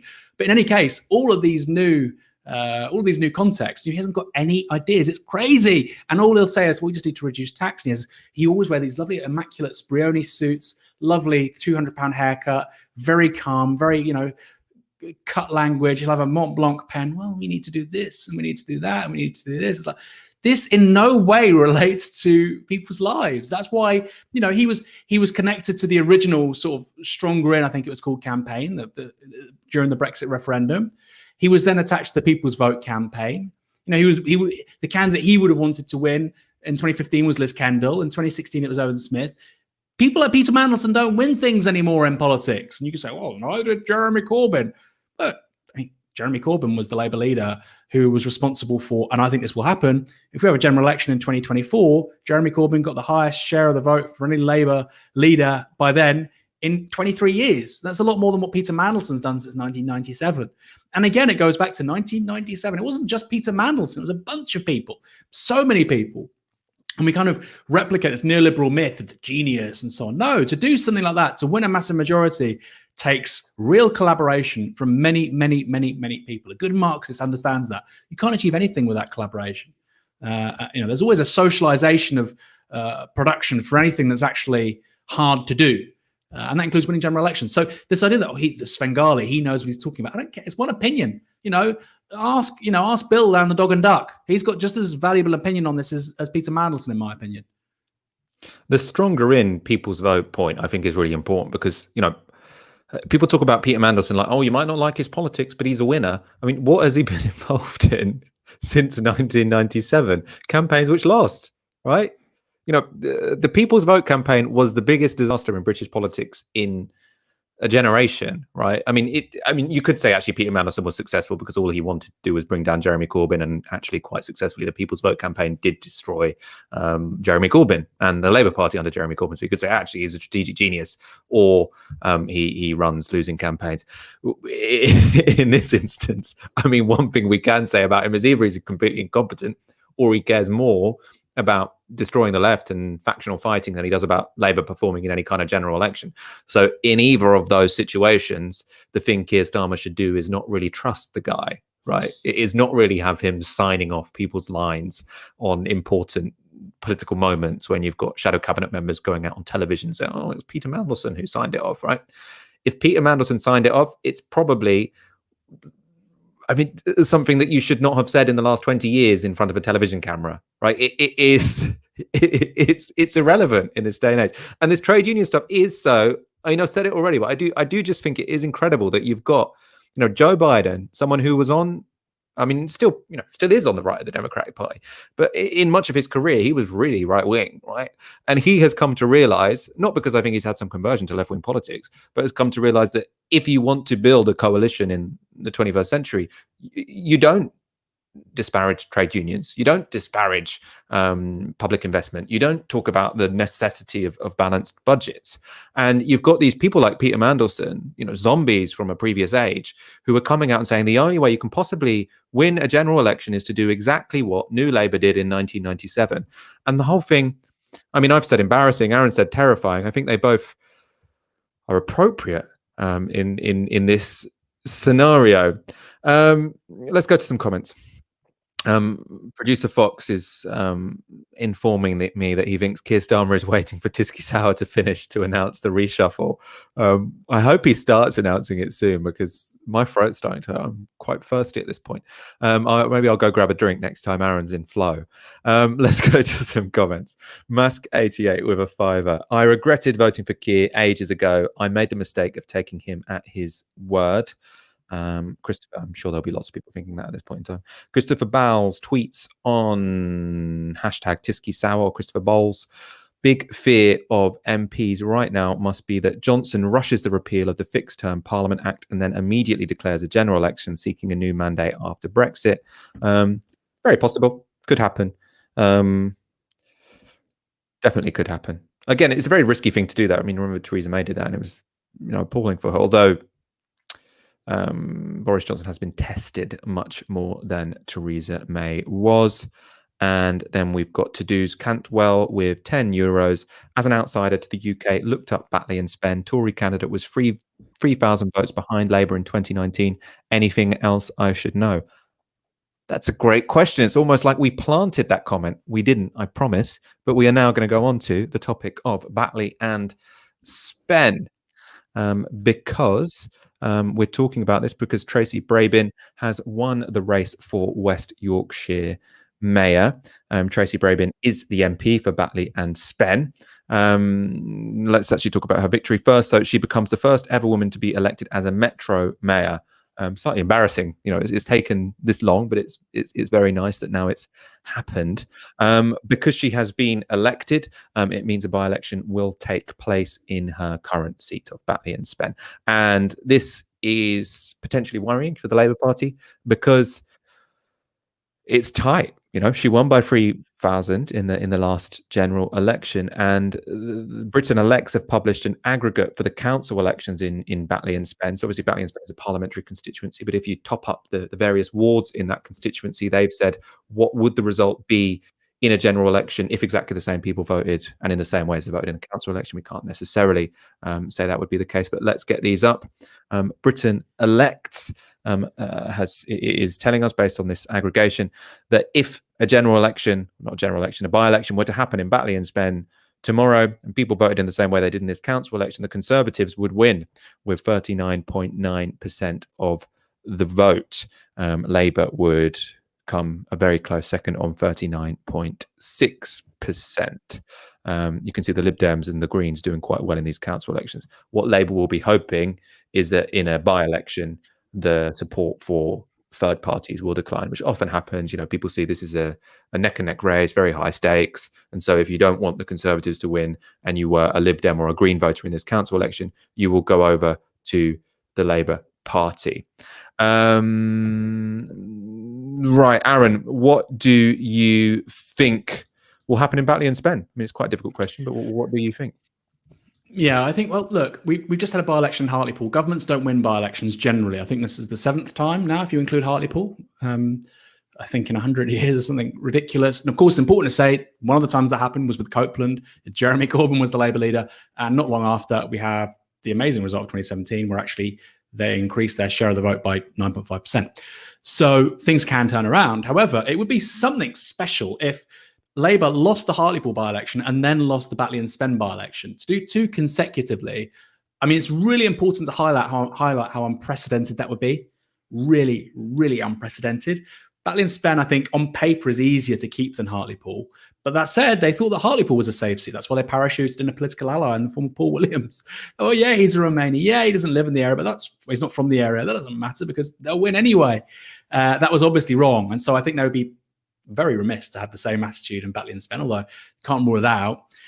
There would be a by-election independent of, a broader national context. There wouldn't be elections elsewhere. By-elections generally have a lower turnout. That wasn't so much the case in Hartlepool, because of course there was the Metro Mayor election and all sorts of other elections. Of course, it wasn't as high as a general election, but this would be even lower. You can get by-elections. I don't know what the record is, but you get low 30s in the past, I think. This could be mid-30s. Obviously, I think the higher it is, I think probably the worse for Labour. So it's going to be very challenging. And important to say, actually, in this constituency, I believe about 1 in 5 voters is Muslim, come from certain BAME communities, which we would generally say vote Labour. But of course, that can go very badly wrong. We saw, for instance, Luke Akehurst running for a council position in Oxford. He lost 2 Greens, 1 in that ward. And I was told by a source there, they said he lost partly because, it was going around various local mosque WhatsApp groups and so on, that this guy was a really bad hombre. I'm not saying I agree with that. This is simply what my source told me, and it was a factor in why he lost. And so I think if Labour were perceived to parachute another candidate, if the Tories were perceived to, if they were still carrying on the sort of rhetoric, I think Hartlepool's quite unique because of what Ben Houchen was doing in Tees Valley. I think this is a bit different. but you could see how the sort of the stars will align and they could be in big trouble. I think if they parachute in a candidate, which, like I say, at the moment I'm told is a young woman called Salma Arif, who is favoured by Lotto. If she's parachuted in with no selection process, I would say there's a good chance Labour will lose. I think that's what will happen. We'll see. Very, very difficult to say, Michael, because look, if you're Salma Arif or whoever else that Lotto wants to parachute in, or indeed anyone, I mean, do you really want to contest this election? You'll be under such national scrutiny. If, like Paul Williams, you lose by 8,000 votes, your political career is basically over where it started. Very difficult. So lots of moving parts right now, but right now I'd say it's 50-50 Labour would lose it. I think they should win it. I mean, looking at that aggregate there, the Conservatives on 39.9%, Labour on 39.6%. So this was, a poor election for Labour anyway. They're nearly over the line. And then if you're looking at those Lib Dem votes and those Green votes, we can probably get this up. Can we get up graphic 21 again, Fox? So if you're looking at those Lib Dem votes, 11.6% for the Lib Dems, 6.8% for the Greens, you've got to expect those to go more to Labour than to go to the Conservatives. So I think it's going to be difficult for Labour to lose that particular by-election. If they do, then obviously I think that we would be in leadership battle territory. There would probably be a leadership challenge. Of course, as I say, this is how people have voted in these locals. It could be very different in a general election. And let's go to a comment. We have a comment from Moonstone with £20. How do you feel that the previous Hartlepool Labour MP allegedly sexually harassed a woman who received no support from the Labour Party under Corbyn and Starmer? Do you think that Labour does not register complaints seriously? This is a story that was in the Guardian today, super important, which is essentially the person who allegedly was sexually harassed by the MP who had to stand down. So Mike Hill was the MP who stood down and forced this by-election. Basically said, she wasn't treated properly by the party. They didn't really pay that much attention to her well-being and didn't take the complaint particularly seriously. Now, obviously, this is a problem which has happened both under Jeremy Corbyn and under Keir Starmer. So it doesn't seem like it's necessarily a factional issue here. It just seems like the Labour Party is pretty poor at dealing with complaints like this. I have to say, I mean, it's sadly not a surprise. I mean, I'm not sure if there's anyone who really speaks about the Labour Party as being particularly good at dealing with complaints about things like sexual harassment. Hopefully something they are able to work on. It was interesting in the EHRC report, they kept talking about the response to sexual harassment complaints as this example of how Labour can deal with complaints very well. Look how they deal with sexual harassment complaints. So why haven't they been able to deal with anti-Semitism complaints? Which, I mean, I think lots of people would question whether they were very good at the sexual harassment complaints, but they thought it was dealt with in a less factional way, at least. Sal with, I'm sure this is a story we'll be coming back to, an issue we'll be coming back to. Sal with a £5. Let's all get behind Andrew Adonis's call. Tony Blair for Batley and Spen, a surefire win. We're going to have, how long is it going to be until people are saying we need to parachute David Miliband into Batley and Spen? That normally happens every time there's a by-election, and you have the Blairites sort of back on Twitter saying we've got to bring David Miliband back. Anyone who watched Friday's show will know that Peter Mandelson, his anecdote for knocking doors in Hartlepool, he said no one mentioned Brexit. Everyone mentioned Jeremy Corbyn, or loads of people mentioned Jeremy Corbyn. And one person, when they answered the door, they said, the reason I'm not voting Labour is because in 2010 you voted for the wrong brother. So Peter Mandelson still obsessed with David Miliband, the leader that could have been. So I expect some of them will be suggesting that David Miliband leaves his £1 million job in New York and comes back and represents Batley and Spen. Aaron, do you have who would be the curveball candidate? If you could choose anyone to stand in Batley and Spen, who would it be? Well, personally, I think it should be down to the local members. I think they should decide it democratically. And I think that isn't just morally right. It tends to be the most politically effective thing to do. The idea of parachuting somebody from outside the seat, not familiar with it and so on. I think that's in the new politics. I think that's deadly. So it'd either have to be something like that, or you just get like a celeb. Batley and Spen, it probably has to be like a left-leaning, celeb. It can't be Gary Neville, obviously, because he's from Lancashire. He's a Manc. Somebody like that would be quite fun. Can't be Cara. He's Merseyside. So is there somebody put that in the comments? Is there a Leeds version of that? Is there somebody that used to play for Leeds United who has really good politics and they should become a Labour MP? I would love to know. Nobody springs to mind. So I'll leave that one to the local membership, I think. Gary Neville would be great, wouldn't he? I mean, he's Manchester, not Leeds, but he's someone who I could imagine being leader of the Labour Party. If you wanted a challenge to Keir Starmer, who would genuinely terrify him and unite, much of the party membership and probably become prime minister, it would be someone like Gary Neville.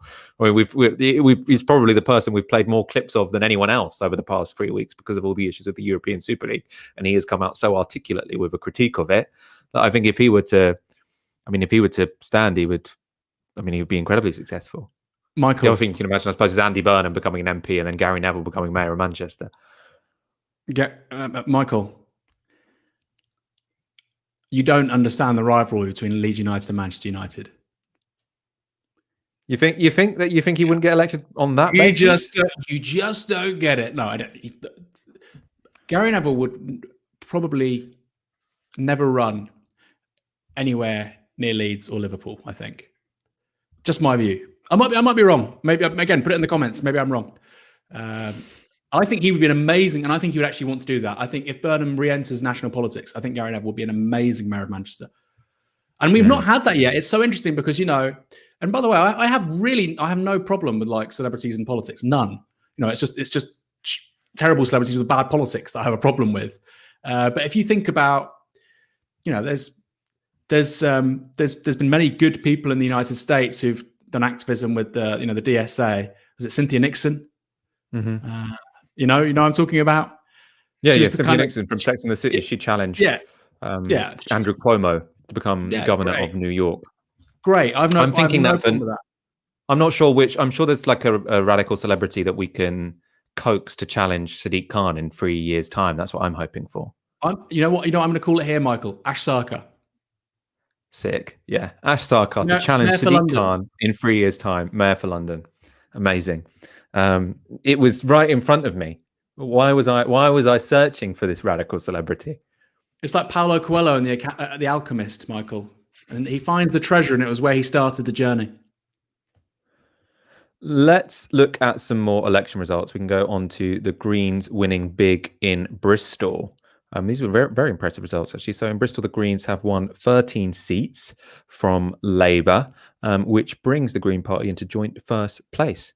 So both Labour and the Greens are on 24 seats. So it was an all-out election. So every seat in Bristol was up for election on Thursday. And the total results, we have them here. The Greens are on 24. They've increased their number of seats by 13. Labour are on 24. There's a down by 13. The Conservatives on 14, no change. And the Liberals on 8, no change. And we can get up the vote share across all wards for the council elections in Bristol. So when it comes to vote share, the Greens actually won. They got the largest vote share, let's say. So the Greens had 32.4%, which was up 11.7% from the previous election. Labour got 31.6%, which was down 4.2% from the previous election. The Conservatives on 20.7%, down 0.3%, and the Lib Dems on 14.4%, down 2.2%. And the Greens did especially well in wards within Fangham Debonair's constituency, which was the key target seat for the Greens pre-Corbyn. Obviously, once Corbyn was elected, Bristol became very, very red. But now he's gone. It looks like Bristol isn't particularly impressed with Keir Starmer. And Bristol already has gone green to some extent.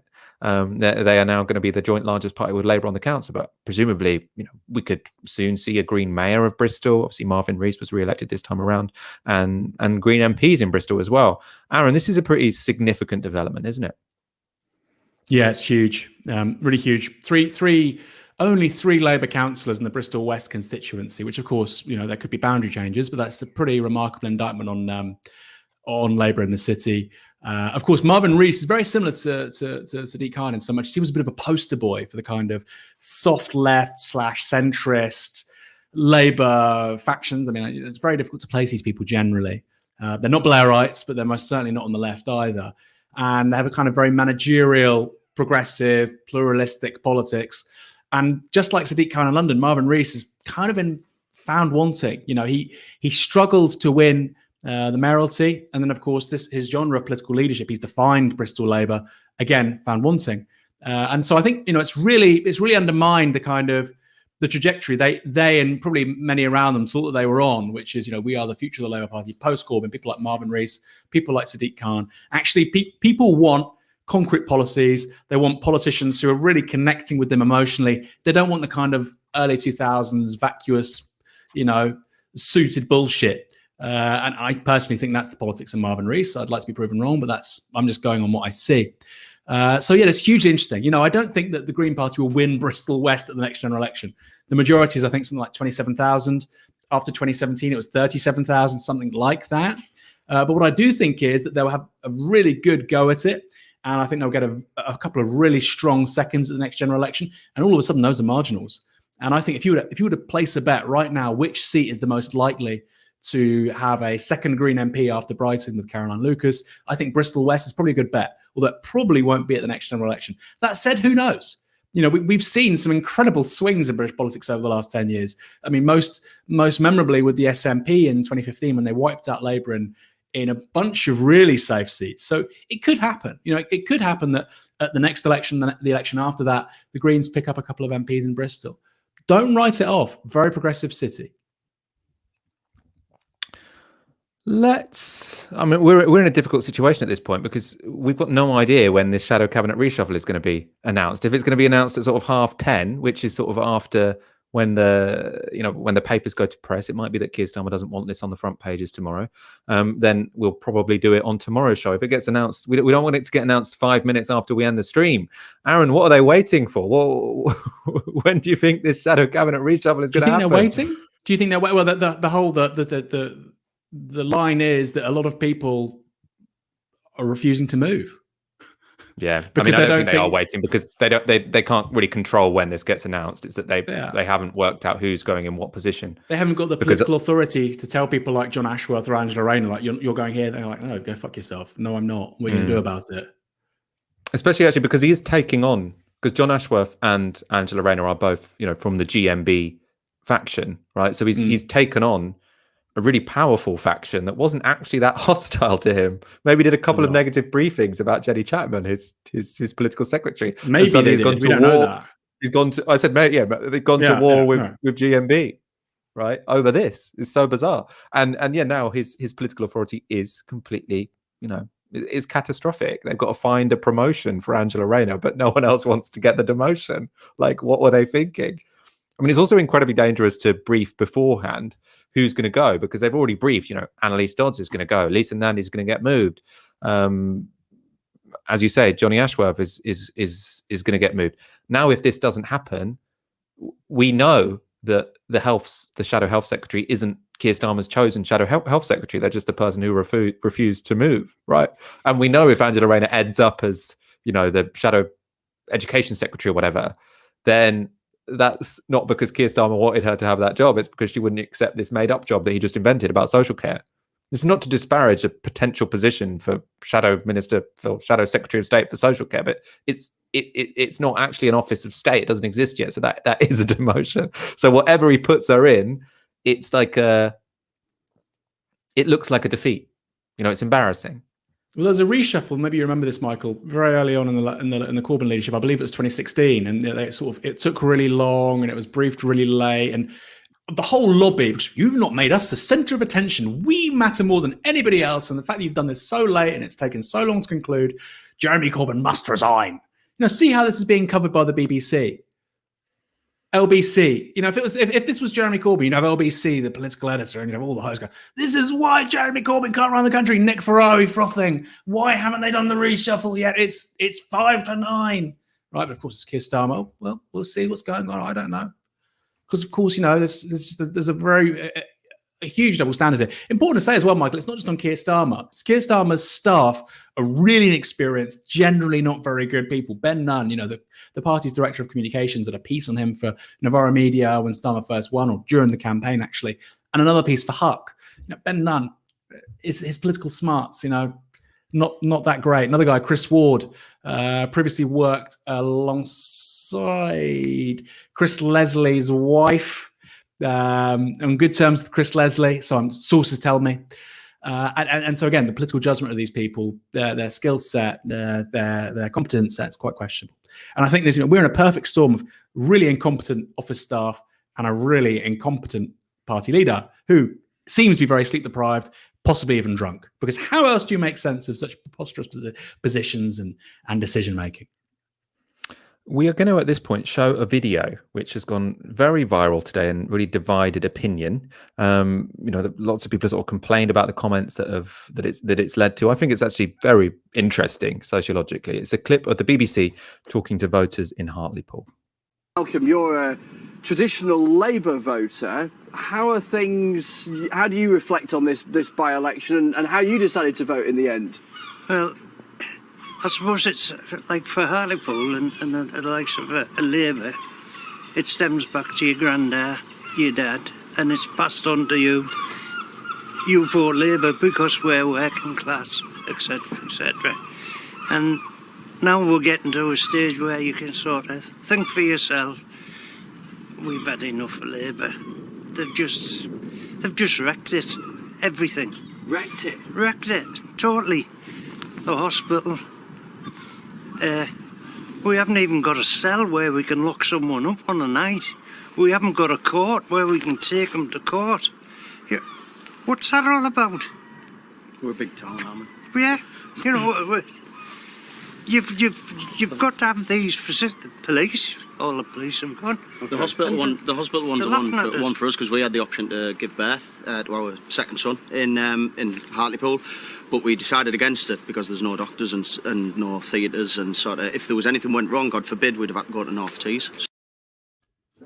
So that video has, it's had over 1 million views, and the comments really vary from people who are annoyed at Chris Mason, who's the journalist, for saying, why didn't you correct the people speaking, and saying, wait a minute, the Tories have been in government for 11 years. Do you really think it's Labour's fault that the hospital has moved or that the magistrates court has closed down? Because they don't control the purse strings here. That funding is from central government and the Conservatives were in power. Then there have been other people who've sort of said, look at these idiots, they deserve everything they get. If now they've made their bed, they voted for the Conservatives because they don't pay attention to politics, and so they deserve it when their hospital moves. And then there are people who say this represents a failure of the Labour Party because they haven't been able to successfully articulate that the cuts that you are experiencing in your local area is the fault of a Conservative government, not your Labour MP or Labour council. I think Hartlepool has been switching. I'm not precisely sure actually who has had control of that council over the previous few years. But it is, anyway, what's clear here is the issues they were talking about there are under the control of central government. It's the funding decisions of central government that will determine if they have a hospital and a magistrates court, and they are blaming Labour, who've been in opposition for 11 years, for it.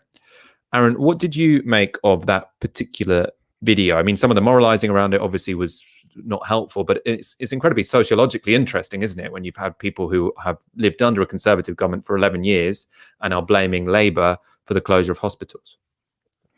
I think it's a really complex argument that you've got to kind of make here, because on the one hand, what they're saying is factually wrong, like you say. However, Labour have been in charge in Hartlepool, whether it's local government. I don't know the history of the council going back decades, but generally they're in charge of local government. The last time they lost an MP was what, 59 or 64? The Tories I'm not one, sure, I think. Sure precisely the date, but they've been there at least 50 odd years. Well, I mean, the constituency was created in 1974, and it's been Labour since then. But I don't know what was the case in the predecessor constituency. The Tories won it once, in the last century, and that was by like a couple of 100 votes, 100 votes, or whatever. I think it was 59, wasn't it? Before that, it was 1950. I'm told 1950 was the last time the Conservatives won it. Is what Fox is telling me. 1950. Okay, I'm surprised at that, but whatever. Okay, even further back, 70 years. So in the 1950s. Sorry. Oh, okay. Okay, Fox. Well, there you go. I might still be right. Labour controlled the council between 2010 and 2019. So that's interesting. That's an important point. So, but my point is this, basically, that Labour have been in charge of many of these places for a very long time, and people have seen things get worse.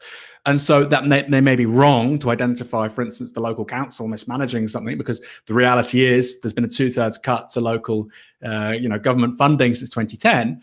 But it's not entirely inexplicable. And so the problem then for Labour is they have to communicate why that's happening and how they are offering a solution. And they fail to communicate that. At the end of the day,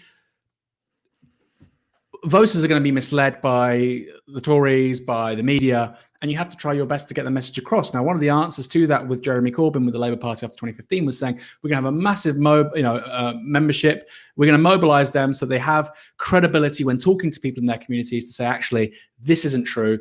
This is the case instead. Now, that's very difficult. That takes decades to build up. But I think fundamentally it boils down to this.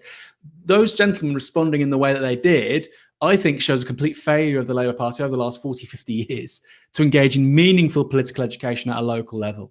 And that's clearly what a left party has to do. And they, instead of doing that, they took votes like that for granted, and they thought, generally speaking, we can, and it happened several times, generally speaking, we can form a government if we bank these people. We don't even think they're going to go anywhere else. And instead, we concentrate our energies and our interests and our organising into these marginals, generally speaking, try and target more middle-class voters. Again, that worked, right? It worked in 97, it worked in 2001, 2005, but that has come at a cost. And so, yeah, it's sociologically interesting, but I also think it does speak to certain failures of the Labour Party politically over the last 40, 50 years. I'm not putting that on Keir Starmer, right? I'm not even putting that on Tony Blair. It goes back a very, very, very long way.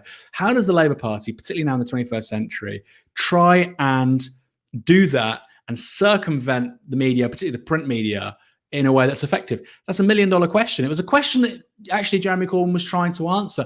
Keir Starmer doesn't. And that's what's really worrying for me with the Labour Party, is they don't think that's a question that needs to be answered anymore. Their answer is, well, actually, we're just going to suck up to the Times and the Sun, and, we think the BBC will give us a fair shot. I think this is probably going to be a bit more difficult than that, but let's see. Yeah, I mean, it is super difficult because obviously, Jeremy Corbyn was leader of the Labour Party for 5 of those years, right? So he had the largest bully pulpit where he could speak and clearly, obviously, lots of people trying to undermine him, but there was a left-wing leadership of the Labour Party for 5 years, and still people in Hartlepool are blaming the Labour Party for conservative cuts. So it can't just be saying, oh, this is a failure of, I'm not saying this is what you're saying, by the way, but it can't just be this is a failure of centrist Labour. I think an issue here is this is just really fucking difficult. It's a real challenge. And personally, I don't like the phrase political education, because it reminds me of sort of like either sort of Gramsci seminars or this sort of very, I mean, I think it sounds a little bit patronizing. It's sort of like, we'll teach you how politics works. For me, more plausible in this instance, and again, I don't think this is easy. I think this is incredibly challenging.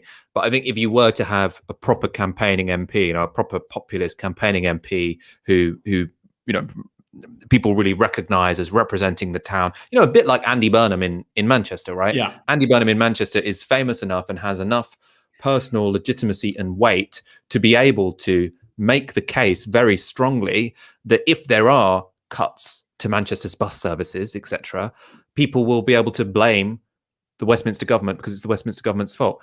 I mean, that's one of the actually benefits of Metro mayors, is that they can build up that kind of stature, which means that they can successfully point to where the problem is. For me, that's not political education. Political education for me sort of reads as we teach people how to understand politics instead of just, I think it's more just a megaphone, a platform. Let me answer Are that you then, able to persuade people and tell people that actually these cuts are coming from central government, not from this council? They're not mutually exclusive. Leo Panitch, God rest his soul, before he passed away, would talk about political education and the democratic practice of a mass party as actually the same thing. So, you have deep organising, you get, working class, local people running as councillors, and through the process of seeking election and then running things locally, that itself is a form of political education. that the democratizing of a party, mandatory selection, choosing policy both locally and nationally, formulating that democratically, that itself is a form of political education. So yeah, it's not just seminars and reading lists and you have to do this. I think you combine the idea of deep organizing with MPs and councillors who have to do, like you say, this kind of very populist campaigning, really prominent stuff. By the way, many MPs are very good at doing that. I wouldn't see those things as mutually exclusive. You're entirely right. Short term, it's far easier to do the campaigning MP than it is to do the other stuff. And we're seeing this, by the way, across the country. The councils that are doing really well for Labour, again, it's just like you see these Muppets on Twitter, FBPE Muppets. Well, Labour's share of the vote went up by this, and actually they're going to win these seats. No, that wasn't sociologically inevitable. What happened in Worthing was the result of dozens, hundreds of people that were committed to changing attitudes and winning people over day after day after day for years, right? And Labour, if you're not doing that as a party, you're not going to win, right? And I think, we do need to be fair that one of the better parts of the Corbyn era was that there was at least that realization. You had the format, at the beginning of the community organising unit and so on. And actually, if you look at it, had real successes.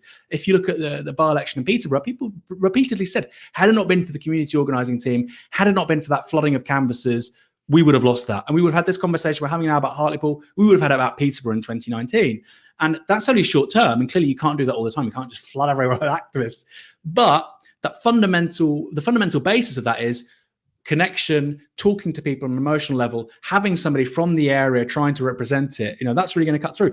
And Labour, what were they doing to win this for Paul Williams, who they'd brought in, who's, I think he's originally a Southerner, Peter Mandelson. Look, Peter Mandelson was an MP for the Hartlepool, constituency, and Paul Williams said, well, we had him here because he reminds people of better times. Well, if Peter Mandelson loves Hartlepool so much, why does he live in West London? I think if I was somebody from Hartlepool, I'm saying this guy, he was our MP, it got him a national celebrity status. The second he was no longer an MP, he fucked off. I wouldn't want to see him. I would think this guy really doesn't have much respect for me. And actually, we've talked about this repeatedly. We talked about it on Friday, yesterday. The Tories are now much better at kind of deep organising and building an emotional connection with place. They are. And that's really tragic. And so when people are mocking those two guys online, I think on the one hand, yeah, of course, what they're saying is factually inaccurate. So they're wrong. But on the other, it also speaks to certain failings, I think, from the left. And there have been too many MPs, particularly, and again, let's blame the Blair era, Michael. David Miliband in South Shields, I think he had a contact rate of like 0.5%. That era of politics, of sending somebody from London who went to Oxford and Cambridge and sending them to a northeast constituency, safe seat, that era is gone. Good, by the way. That's fantastic. And it's not coming back. It's never coming back. It's going to be very hard for people now to win seats across the country if they have no connection to that seat. Good. That's a wonderful thing. It should be celebrated. We've got a comment from N. Martin with $4.99. Thank you very much. Supporting you staying online until we get the reshuffle update. You are doing a great job, guys. Thank you so much. We really do appreciate that support. It will keep us going.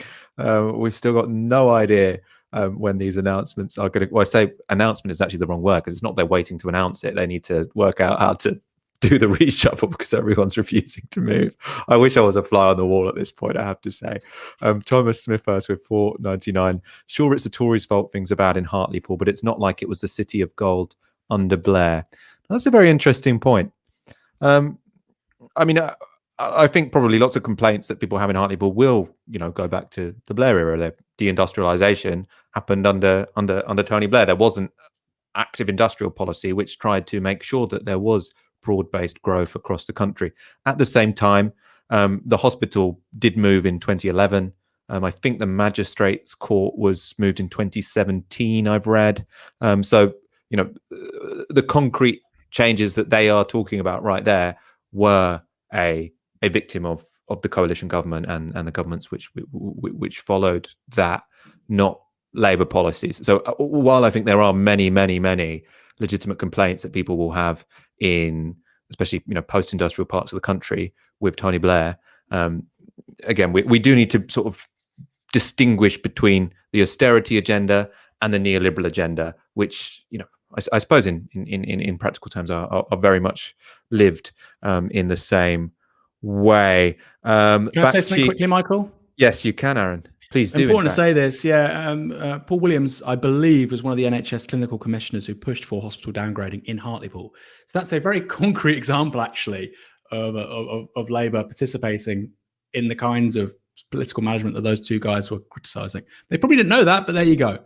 So yes, that's true. The austerity was not overseen by a Labour government, but on outsourcing, on low pay, Labour could have adopted the Preston model nationally. In 2005, 2010, it could have done that. And I think these places would feel quite differently about the party had they done so. No, I think that's absolutely true. I think that's a very important point. Back Chic with a fiver says, it's time for NM to join the 24-hour news cycle. Strap Michael to the chair. Here's a fiver for the cuffs. That's I want to get a mini fridge as well, so I can top myself up with drinks as we go. Corey Johnson with a tenner. Thanks for the long stream, guys. Left Labour yesterday and joined the Greens. Interesting. I'm a Kiwi, and in New Zealand, the Greens always force Labour left. Let's hope that can happen here. Interesting point.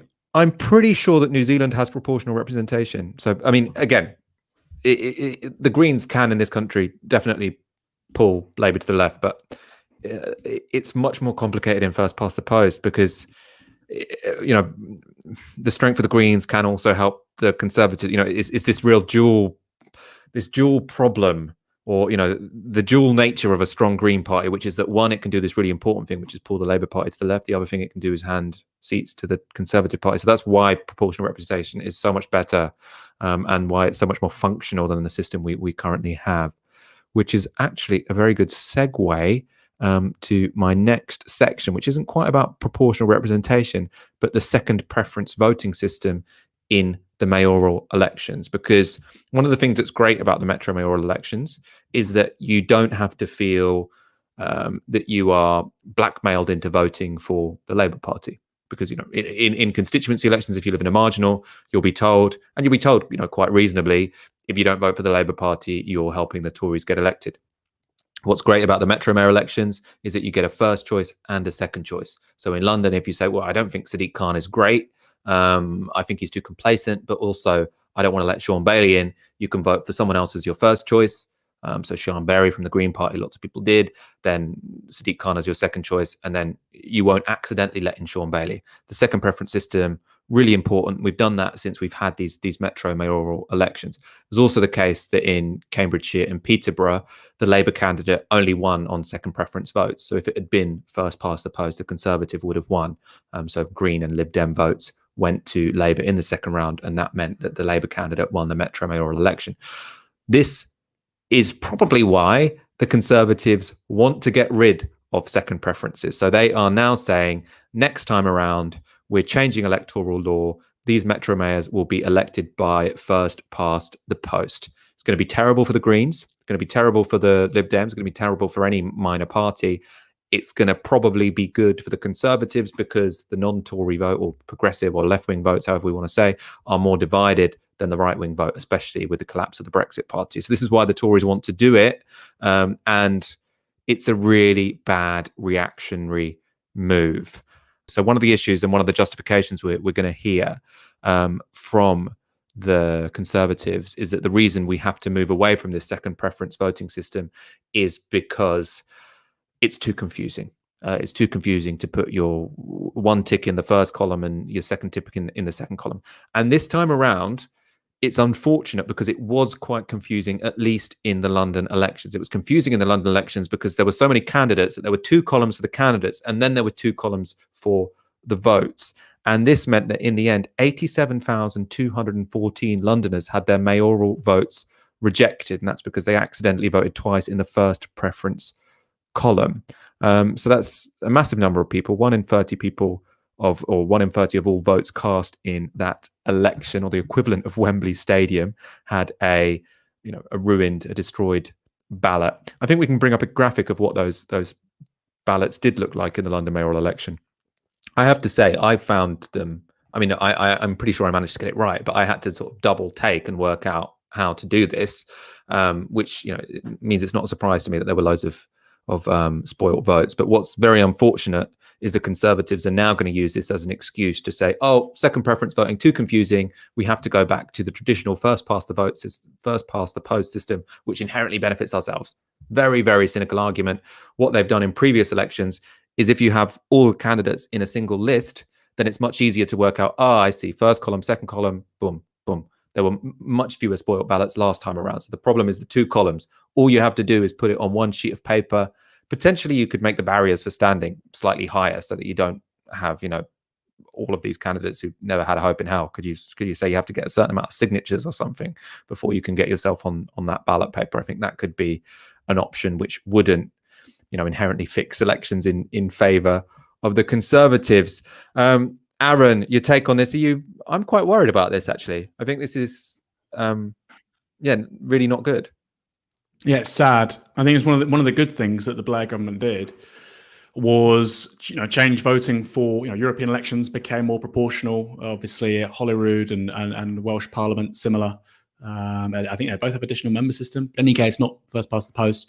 And of course, the mayoral votes as well. It's a real shame, because what it does is the Greens, for instance, had we had first past the post, it would have just been a really dull contest of Labour versus Tory, and basically Sadiq Khan saying, if you don't vote for me, you're going to get this guy, and people vote out of fear rather than what they agree with. And that's why, I understand criticisms of proportional representation, but from a moral point of view, I think it's such a bad way to operate. And it's a shame, because the way that these elections are run has really opened up new vistas of political possibility in many, many places. I mean, first and foremost, Scotland. But I think we should be moving more towards that, not away from it. So it's really sad. But also from a strategic point of view, I understand why the Tories have done it, because the status quo doesn't really work for them. They won the West Midlands, they won Tees Valley, but generally speaking, it's quite clear now that city mayors are going Labour's way. I mean, even in the West Midlands, after a terrible night, bad national campaign, Liam Byrne's still relatively competitive. And it may be that even in the Tees Valley, beyond Ben Houchen, actually, the Tories don't really have much cachet up there. So politically, you can see why they've done it. But I think it's, I agree. It's a very disturbing story. And I think something we're going to see more and more is the Tories try and, basically shift electoral law so that, the system is even more biased in their favour. Right, so we already know the electoral geography of this country means that the Tories are, it's in favour of the Tories because Labour votes stack up in city centres. What they also want to do is now introduce things like ID checks when you go to vote, just make it much, much harder for Labour, whoever they're led by, even if it's not by a completely vacuous incompetent like Keir Starmer, to win a general election. All right, we've got an update on the reshuffle. Henry Zeffman from The Times is tweeting, seems shadow cabinet ministers finally starting to get calls about what they're being offered. And he says in a second tweet, a few ministers already staying in place. Is this a reshuffle whose ambitions have shrunk dramatically over the course of the day? So it could be a reshuffle that we end up having to wait a long time for, and then ultimately is a bit of an anti-climax because, of course, we know that's not a surprise that it's the ambitions of it are going to have been shrunk over the day because, we already know they wanted to give Angela Rayner a demotion and now they're having to give her a promotion. So it's essentially by definition less ambitious than they wanted. And it seems that it's actually going to be just a complete flop.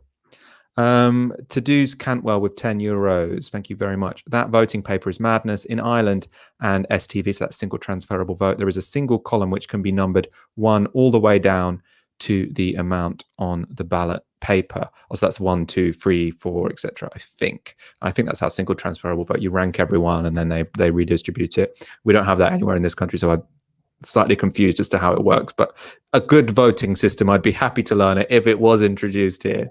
Aaron, what do you think is sort of like do you think it will significantly damage Keir Starmer's authority if, when they announce this reshuffle, it's just like 2 people moved sideways? In what sense? What do you mean? I think that for the public, it's just Labour is just a mess. The public don't care. That's very important. It's just a mess. The nuances of it are kind of like, I don't really know. I think that this is more fatal in terms of internal party management. Externally, he's in deep shit already. But no, I think it certainly weakens him within the parliamentary Labour Party. Yeah, I'm actually glad you said. I think That's an important point. No one gives a shit about this stuff. This doesn't matter in terms of the public. This won't destroy Keir's authority in terms of the public. But what matters here is the internal stuff and how many people within the Parliamentary Labour Party, within the trade unions, and members who are following this closely think, "Whoa, this guy's incompetent and he's a joke," which I think could be the outcome of this. The general public do not follow reshuffles. I mean, we just showed you there 2 voters who thought that it was the fault of a Labour government or the Labour opposition that their hospitals have been defunded in 11 years when the Conservatives were in power. This isn't to say, oh, they're really stupid. It's just say most people don't follow politics, which is fine. You know, it's a particular interest of ours that we follow politics. That's not necessarily a more righteous thing to do. Most people have no fucking clue that a reshuffle is going on, and quite frankly, probably they shouldn't. I shouldn't say that because you're our audience and I love it just as you love it. But I would say I don't think there's any obligation on people to follow all of this. Michael, you're like Jim McMahon. You know, you're putting down your own people. Well, I'm not putting them down. I'm saying Labour have been spent the last 2 days basically saying that anybody votes for them is a fucking idiot, and you're saying on a Sunday night, you know, who cares? And so, well, we care. We've been on air almost. I'm lots of people don't care. We've been streaming. I care about reshuffles. 2.5 hours. You people watching care about reshuffles because we're interested in politics, but it's important to recognise that not everyone is, and that's also fine. You know, I think. No, I'd also add though, Michael. I think a lot of people do love the drama who aren't even interested in politics. I love the drama. But even like, so I think, you know, if this was super messy, yeah, I think it could really, and it's not going to be right. But like, if there was like a real high drama, and like, you know, Angela Rayner says this, and it was all played out publicly, I think people take notice of that. But I think, yeah, if he's doing what is being reported, kind of limiting the scale of this thing, yeah, it's only really going to damage him internally. I think there's so much other stuff going on. He just looks ridiculous to the public at large. It's kind of, I think it's just confusing, right, as well, because people are like, well, Corbyn's gone. There's this new guy. Everybody's saying he's electable. He's professional. He's slick. Former director of public prosecutions. But this seems a lot worse. You know, where's this come from? So, you know, even John Bartley, the Green leader, the great story they had in Bristol earlier on today, where John Bartley gets, I presume he didn't drive. He's the Green leader after all. Presumably he got on a train. He cycled to where, you know, he needed to go with maybe a Brompton bike. And he found a good news story, and he was trying to basically, you know, big up Green activists who've done well. You know, Keir Starmer hasn't gone anywhere as far as I can see. Has he gone to Wales? He could have gone to Wales. He could have gone to Preston. He could have gone to Salford. He could have gone to see Paul Sweeney in Scotland, who, you know, friends with the show. He's I believe he's now an MSP. I mean, come on. It's very, very strange. Like we keep on going back to it. You know, it's like he's taken a Class A substance. I don't believe he has. But it just seems very erratic behavior from somebody who's been, whether you like him or not politically, you know, he's been at the top of his game as a professional and, you know, as a director of public prosecutions. This seems a very erratic man. Reshuffle underway is what Gabriel Pogrund is tweeting. It's happening. The shadow cabinet members are getting their calls. So hopefully we'll get some news very, very soon. There was an interesting comment. I've just been looking through the comments. There was someone saying, let's have a look. Someone was upset at me saying that people don't have to follow politics. Barry balls it. Bollocks, Michael. People have a civil duty to follow politics. It's not a hobby. It's the future of the nation. Stop excusing ignorance. It's an interesting point. Isn't that what Aristotle said? Aaron, you're better at sort of like ancient philosophy. I think it was Plato. I thought Plato was, because I thought Plato was like, we should have a benevolent dictator that manages everything. Yeah. So why would you follow politics? Whereas Aristotle is the good life is to engage in politics and to debate with people and take control over your life by engaging in political debate and that kind of thing. I think Plato, but Plato had these nice little aphorisms. And I think he did have one where he said refusal to participate in politics means basically being ruled by idiots. I think that is Plato.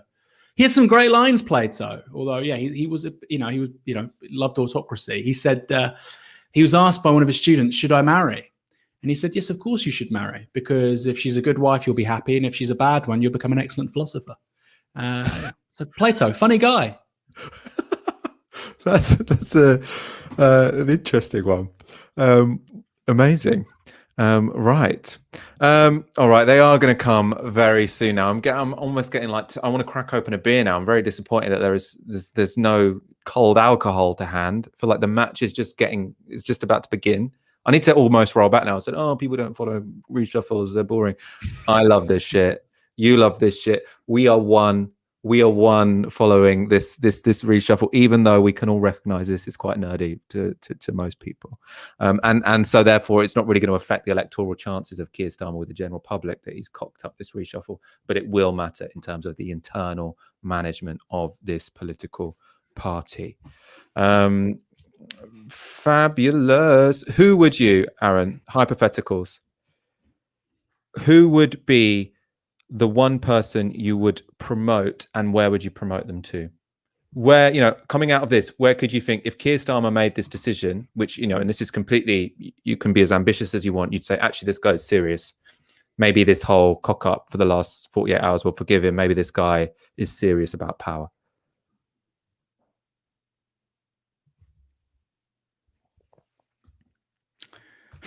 Serious about power, I would give John McDonnell a token role, but like an important one.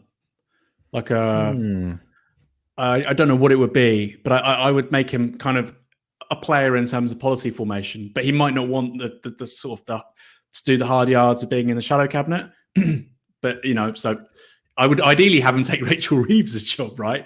But I don't think he would want to do that. But I'd basically say, look, a bit like with Bernie Sanders, you know, seemingly playing quite a big role policy-wise for Joe Biden, something similar. I was, you know, it would be great if he said, I want John McDonnell and Rachel Reeves and somebody else. They're going to come together and sort of oversee Annalise Dodds, Rachel Reeves and John McDonnell to oversee our sort of economic offer at the next general election. That would be very reassuring. Other than that, I mean, not really. I mean, I don't really, you know, the thing is, Mike, we have to remember this, you know, his first shadow cabinet was actually quite broad. You know, included some good people from the left, including Rebecca Long-Bailey. I suppose, yeah, probably bringing Rebecca Long-Bailey back in, putting her on something on the economy shadow, putting her in the shadow, somewhere in the shadow treasury team. I think that would demonstrate that he's serious about actually having a broad tent. That isn't going to happen, by the way. So ideally, you do both of those, right? Reintroduce our RLB and then get Johnny Mack to coordinate this interesting document about how Labour would change the economy after 2024.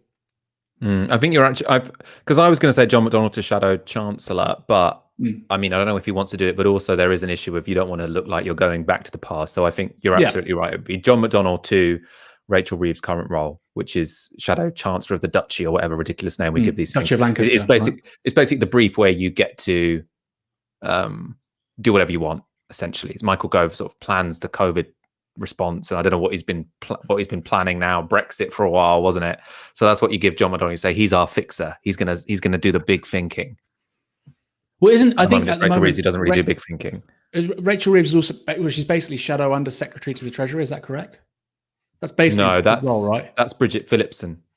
Right. I think he could do that as well, though. I mean, I sound so what a brochure list. I'm saying get rid of Bridget Phillipson and Rachel Reeves for John McDonnell. He couldn't do that though, because that's a demotion. Because you can't go from shadow chancellor to chief shadow. No, I know. I know. Which is sort of equal but different to shadow chancellor, which would be that Duchy of Lancaster one, the shadow cabinet office one. We have some news. Lisa Nandy apparently staying. So they were briefing yesterday. Their original plan obviously had, from what everyone was writing, that Lisa Nandy would be demoted was the initial briefing. Then they were saying Lisa Nandy would be moved to a more domestic-facing role because they thought she should be talking about domestic politics. I mean, presumably, obviously, Shadow Foreign Secretary is one of the great offices of state, so it would either have to be Shadow Chancellor or Shadow Home Secretary for it not to be a demotion. So it seems like Lisa Nandy's essentially said, well, unless you give me one of the other big ones, I'm not going anywhere. And she is staying. So that's the first flop of the reshuffle. Not that I'm saying I think you'd probably replace Lisa Nandy with someone worse, so I don't think this is particularly a terrible result, but it's them not getting their way. While we're waiting for more news, some more comments. Steve Farr with a $5. Reshuffle underway. Starmer will send for posh pizza. Novara, here's an Iceland pizza out of the freezer. I don't mind a posh pizza, and I don't have one in my freezer either. I would love that right now. Sound migration with €10. Nerding out on the reshuffle from Dublin. Don't be doing us down. Great show as always. I'm not. I really should clarify. I'm not doing anyone down for nerding out on reshuffles. I think that it is one of the most fulfilling interests one can have. I'm just saying I don't judge people if they don't. Right. It's also fine. I know some of you do. Some of you got this Aristotle vibe in the comments where, like, to live the good, flourishing life, you have to engage in this stuff. I personally disagree, even if I love geeking out on it myself. Let's talk about Lisa Nandy as Foreign Secretary. How do you think she's done, Aaron? I think she's terrible. Post. I think she's terrible. Go on. Explain. I think she's terrible. Well, I just think, she's meant to be the sort of big thinker of the Labour right on these things. And then you see the policy pieces she's sort of attached to, what she talks about. She talks about the rise of China as one of the great challenges of the 21st century. I mean, it obviously highlights major foreign policy questions. Of course it does. You just raised, people talk about, all these people leaving poverty.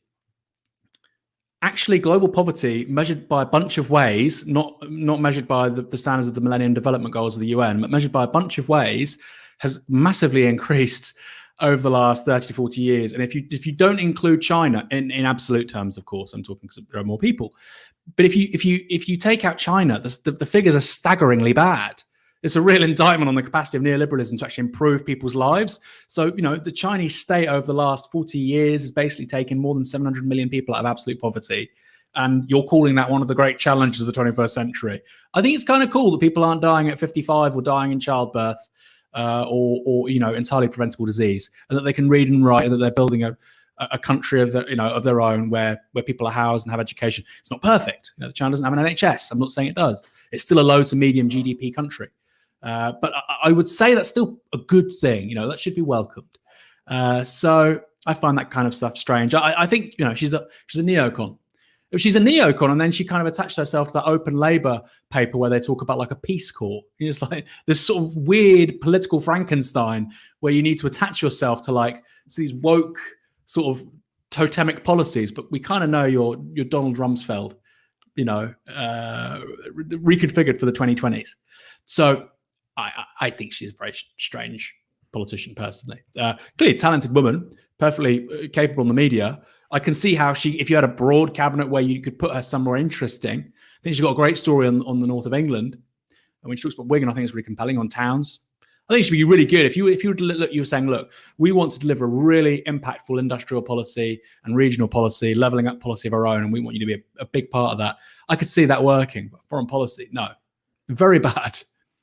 Yeah, I agree. She's a good communicator. I think she's got terrible politics on most counts, to be honest, and especially on foreign policy, super, super hawkish. I agree. She would actually be much better as community secretary or business secretary or whatever. But, obviously this has been managed very poorly. And also she wouldn't have been moved there because they thought she'd be more effective at that. They're trying to get rid of anyone they see as a potential threat. So, yeah. I don't think this is them saying, she'd actually be much better at communities. That's, they were maybe trying to dress it up like that, but essentially they wanted to demote her and promote someone who was more loyal to them. I think Steve Reed was in communities, so it's quite plausible. This is completely a guess, but you can imagine that they wanted to promote Steve Reed to party chair. They wanted to put Lisa Nandy in communities. They were like, it's great, Lisa, you'll get to talk about towns. She's like, fuck off. And she stays in place. Apparently, Nick Brown has been sacked as chief whip. That's what Patrick Maguire is suggesting, and that's according to allies of Nick Brown. I think Nick Brown is chief whip. I don't know much about him personally. I know he was chief whip under Corbyn, wasn't he? So he kept his job. That was a sort of continuity position. He was chief whip, I believe. Yeah, I believe he was on Brown. Chief whip. Yeah, I think he was chief whip under Ed Miliband and Gordon Brown as well, actually. So he's like the great survivor. And now he's gone, and now Starmer's getting rid of him. Maybe he thinks, the whipping operation hasn't been good enough for a long time. That's kind of strange because, we reported on this story a few months back. Keir Starmer basically is not accepting any dissent from his backbenchers. And Nick Brown was very much doing his bidding on that. So that is a real surprise. When people were talking about it a few hours ago, and often a leader shouldn't take on their chief whip because it kind of, has big political problems in terms of party management, unsurprisingly. But he's been a very totalitarian leader, effectively, Keir Starmer, with backbenchers, whether it's spy cops, whether it was, we saw this with, Labour MP, I think it was on Peston, being told that they were no longer on the Shadow Front team because of, I think it was spy cops, or maybe it was on the armed forces stuff. But anyway, really, really ruthless stuff. And, Nick Brown was he was Starmer's iron fist. So I find that a very strange move, but maybe they just want to freshen things up. But and also it makes you ask the question: if they're getting rid of Nick Brown as the enforcer, I mean, what do they plan to do to their backbenchers? Maybe this prefigures, actually. Maybe we've not seen how bad Keir Starmer is going to be to anybody who disagrees within the parliamentary party. Maybe it's about to get much, much worse. Well, again, but I mean, the thing is, if they try and make it much, much worse, then they're already struggling with discipline, right? So, I mean, this is why it seems odd to get rid of Nick Brown, your chief whip, because if they're in a moment where they think we're going to struggle with the opposition is starting to rumble and emerge, you get rid of the person whose job it is to be the best connected person, right? The whole job of the chief whip is to know every MP, to potentially have something on a bunch of MPs. Their job is to manipulate the MPs to get them to do what they want, right? So if you've got someone who's been networking to be very good at that job, he's done that job, as you say, under many leaders, you get rid of him, suddenly you've just got a ready-made power base, right? If you're Angela Rayner or whatever and you want to build up your power base and your maneuvers, the one person you want to get on side now is Nick Brown. He's got everyone's number. They all know him. And he potentially has something on a lot of them. Potentially, maybe he could have been given a promotion as well. I mean, they might call going onto the backbench as a promotion. It's a promotion because now he gets to speak his mind. As chief whip, he was quite restrained, actually. You couldn't go on television. I don't know if you can't go on television, but you obviously can't really put forward your ideas. That's not your job. I mean, can I quickly come in, Michael, as well, with Nick Brown? I mean, I was told by sources close to the former leadership that actually Corbyn's inability to manage his MPs over Brexit, the second referendum stuff, a lot of people I spoke to kind of said Nick Brown was a big part of that, because he was saying, you need to do this, you need to do that, you can't push things too far, otherwise they'll do this. And, in the last year of the Corbyn leadership, he really hindered their ability to manage the party on the biggest issue that was to, ultimately seal the fate of Jeremy Corbyn in 2019. So again, it's not like Nick Brown's some leftist, so that's my bit of goss anyway. Some people claim he has a portion of blame. He bears a portion of blame for the party's catastrophic position ultimately on the second referendum stuff, because he never really got on top of it. Well, again, maybe he's not very good. Maybe they got rid of him because he's not very good as chief whip. Maybe, but Starmer was one of the MPs playing silly buggers. That's true. That's true, and it depends on who do they replace him with? Presumably they're not going to replace him with someone. I mean, does it matter the politics of a chief whip? Because their job is really just to enforce what the leader says. Or as you were saying, when it was Nick Brown and Jeremy Corbyn, he freelanced a bit. That's what you're suggesting, I suppose?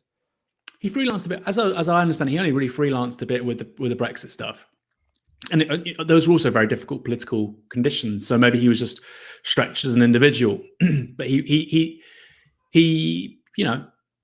But like you say, okay, I believe he's been in that position for Gordon Brown, Ed Miliband, Jeremy Corbyn. I mean, none of those people, won a general election. So, I can. Go again, Michael. You've got a very big one, Aaron.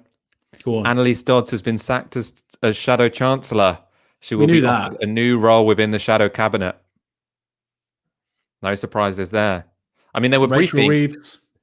As soon as the bad results were coming in, there was sort of like Annalise Dodds might take some of the flak for this. It's sort of like it's clearly not Annalise Dodds' fault. I mean, no one in the country knows who the shadow chancellor is, for a start. It took a while for John McDonnell to get any name recognition going on, and so I think blaming her is ridiculous. I mean, she didn't leave much of a mark as shadow chancellor. It's not like why I found sort of sacking Angela Rayner so surprising was because if Keir Starmer wanted to promote people he wanted to put front and centre more often, then he could have quite easily, got rid of Annalise Dodds and no one's really going to kick up that much of a fuss. It seems a bit harsh, but at the same time, what's her power base, right? She hasn't really been seen as fighting anyone's corner. I mean, I think it's going to be quite easy, essentially, to sack Annalise Dodds. I think this was probably one of the easier ones to do. Probably the issue was that everyone now wanted her job now that they're pissed off everyone. But yeah, her going is not much of a surprise. But if it is Rachel Reeves, then we probably will see the party go dramatically to the right. No, is that what if you've got Peter Mandelson out sort of saying what we need to do following these results is essentially go back to the time of Tony Blair, then putting Rachel Reeves in that job is a very, it makes sense. Well, I think when you look at if Rachel Reeves does become the shadow chancellor, I think what comes to mind, Keir Starmer, Rachel Reeves, either people auditioning for a Lemsip advert, right? I'm being serious. No, that's Or- they're two of the most nasal politicians. Yeah. Or R2D2 and C3PO. I mean, they are both very robotic. Neither's particularly affable. They're quite distant, very nasal. You've just had a really humiliating few days, and this is your response politically. Okay, let's see how that works out. They seem to like robotic people, though, because they go out and say whatever they, Bridget Phillipson is another one where whenever she speaks on television, she sounds so robotic. It sounds, like there isn't any, it seems like she's just saying lines. She's just saying lines. It's the same with Rachel Reeves. She seems like she's just saying lines. She doesn't really respond to questions. She just, it's almost like you're pulling a string behind sort of a doll. Same with Steve Reed, right? On the morning after. Same with Steve Reed. But they seem to really like it, right? That's what gets you promoted under Keir Starmer, is if you can robotically repeat the lines. Anyone who goes remotely off script, that's why Angela Rayner's gone, because she's gone off script.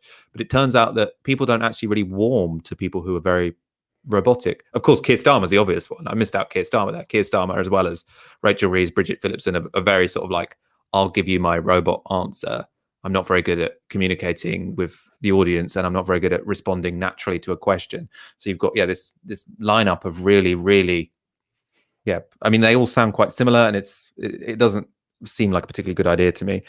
A big issue here, and I think Anna, I mean, with all of these, and why it was actually, it's worth saying this because I saw people sort of reply to one of my tweets today saying, why didn't they just plan beforehand who would go in what slot, and also how can MPs say no, because it's within Keir Starmer has the authority to move anyone. The issue is they don't want these people to go on the backbenches, because if they go on the backbenches, then they're a independent power base. So it's basically they have to find another spot for them. So moving Lisa Nandy, her authority, they could have just said, no, you're sacked, you're going on the backbenches. But she was saying, but they didn't want to do that. They wanted to move her to a different position. And she says, no, I'm not moving to a different position. I want this job. Annalise Dodds could have said, I don't want a different position in the shadow cabinet. I'll go on the backbenches. I think in that situation, they probably would have said fine, because she doesn't have a power base. But it's this question of, do these people accept a different role? That's the issue. Annalise Dodds probably will. Lisa Nandy probably wouldn't. It'll be interesting to see what happens with people like Jonathan Ashworth. He was tipped as being someone who'd be kicked out. He's apparently staying, which is, again, not a surprise. He was sort of backed by GMB. He's staying as shadow health. So it's Rachel Reeves is in as shadow chancellor. So Rachel Reeves is the new shadow chancellor. Oof, that didn't take long, did it?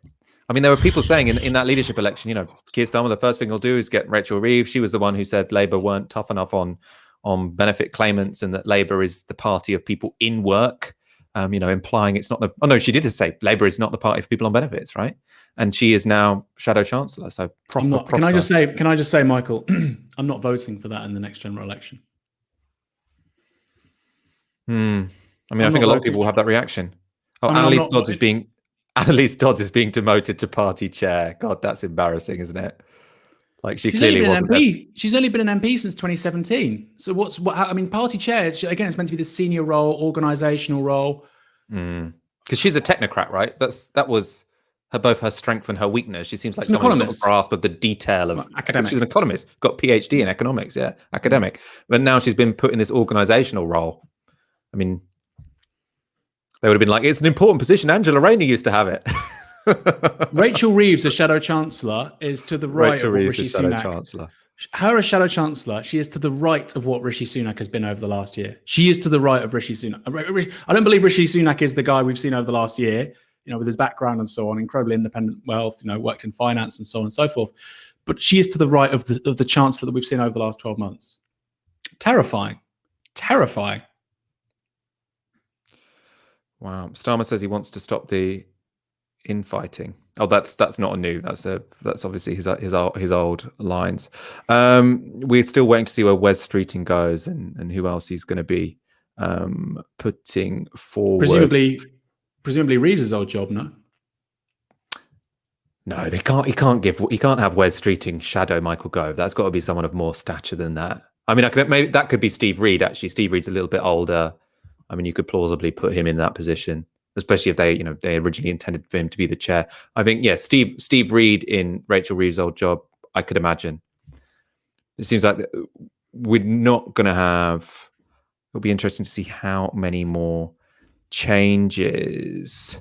So Annalise Dodd's gone again. Do you think anyone will really protest that? Do you think? No, I feel like that was probably the most risk-free move he's doing. She's very bad at the job. She doesn't cut through to the public. Nobody knows who she is. She's not very memorable. I mean, I don't think that's on her, by the way. I think the leader's office has limited the ability of various people in the shadow cabinet to actually do anything. So I'm not putting that on her, but that's just how it reads externally. I think there was even Labour members. There was a few polls, wasn't it, where there were Labour members who preferred Rishi Sunak as Chancellor to Annalise Dodds. Labour members, not voters, members. You sure? I think not majority. I think it was voters. I doubt they did that poll on Labour members. There was something really well. Okay. Let's just clarify this with Fox. We're 2 hours 45 into this. We can find out. There's definitely loads of polls where Labour votes. There's obviously loads of polls where Labour voters prefer Sunak to Dodds, but it's like embarrassing numbers for Dodds. Embarrassing. So the idea that no, she should have stayed. She's such an asset. I mean, come on. What she was though is she was a sort of compromise. She was a party unity candidate. Because when she was put in there, I was sort of pleasantly surprised because she is for sure clearly to the left of Rachel Reeves. She was someone who worked constructively under John McDonnell, in fact. So she was someone who was reasonably left wing. But as I say, yes, I don't think she's impressed enough people for anyone to really kick up a fuss about her now losing this job. But yeah, even from the left, what she done, what left wing stuff has Labour done with her as Shadow Chancellor? Okay, yeah. John McDonnell tweets, sacking Nick Brown, one of the most experienced and tactically astute chief whips the party has ever had, is inept in the extreme.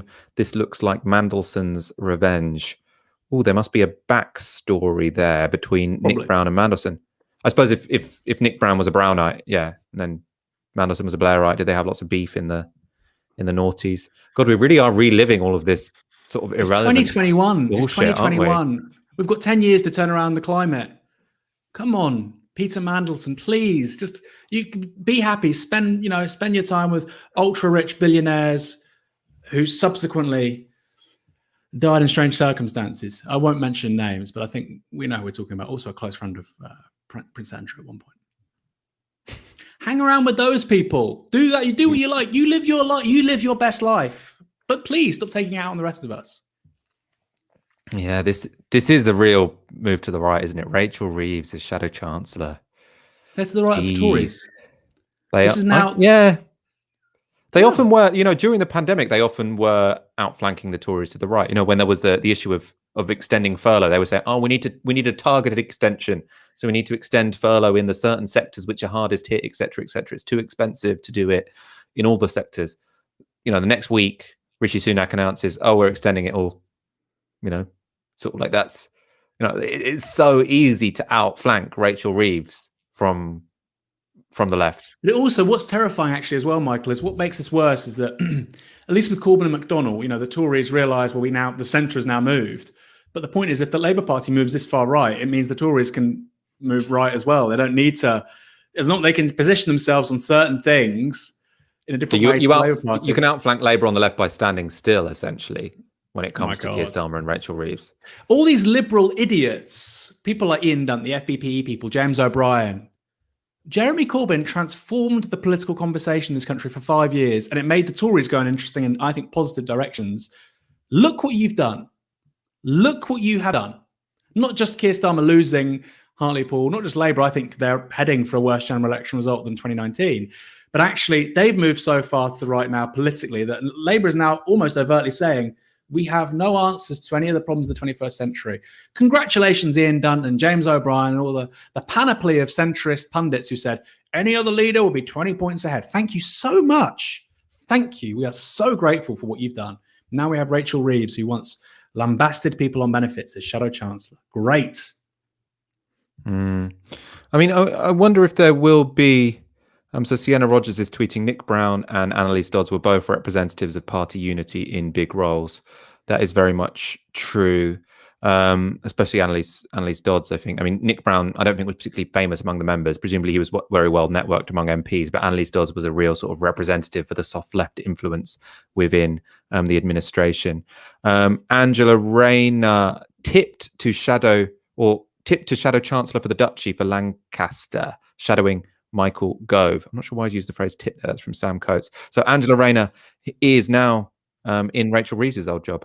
So she was going to get demoted to social care. Now she is shadowing Michael Gove. It's not a very good role for her, I don't think, because the whole any point of that sense. is to be a technocrat, right? And Angela Rayner is, I think she's a great politician, but she's not. I mean, she's annoyed us in many ways, but it seems like a strange job for her to be doing. I'd have thought sort of like the party organizer made actually more sense, but anyway, that's where she agreed to go when Rachel Reeves went to be Shadow Chancellor. Presumably someone is disappointed who thought they were going to get Rachel Reeves's job.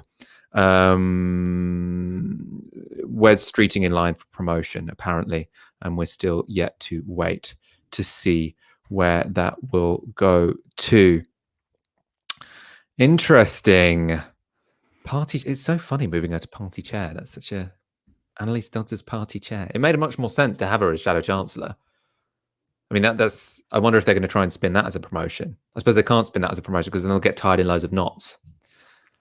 It is actually kind of easy to call.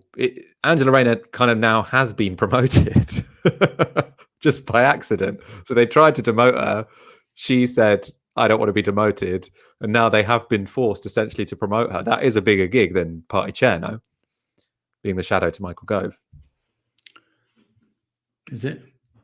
Well, I think they've publicly humiliated her. I don't think she'll be like, "Oh yeah, I've got." I don't know. Well, I think she's also publicly humiliated them, right? I mean, she starts it. No, but what I mean is they tried to publicly humiliate her, and it has backfired so much that she's actually increased in stature and has been able to publicly humiliate them. But only, like you said earlier, only to keep her off the back bench, because she could basically become she could probably create some sort of parallel leadership. Come on. I think Angela Rayner should tell them to go. Well, I mean, again, she jump. She can keep her powder dry. She knows that if at any point she resigns, a bit like Tom Watson, right? So instead of going on the backbenches to shout at you, I'm going to use as a threat that I'll resign at any point, etc., and that will destabilize your leadership. So I think it makes sense for her to stay there.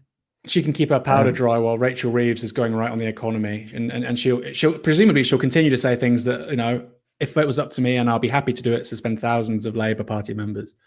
Powder dry for what?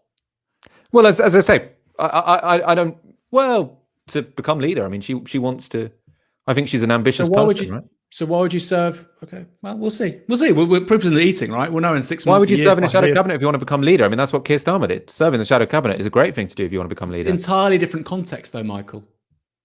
Clearly, the person resign in a dramatic way. Resign over an issue of principle, like Boris Johnson did over the. She's not resigned.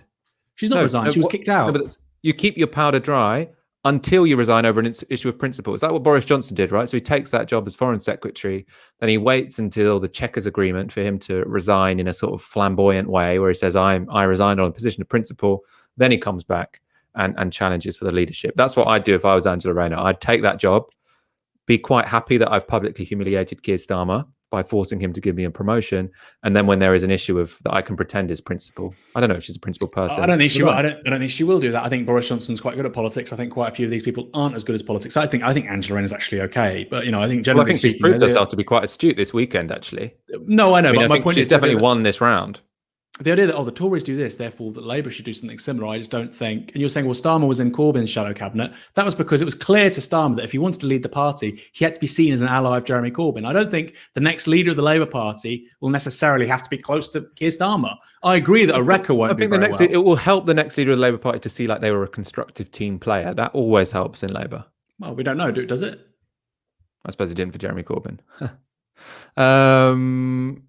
Right. Oh, we have a new chief whip. Nick Brown's erstwhile deputy, Alan Campbell, is Labour's new chief whip.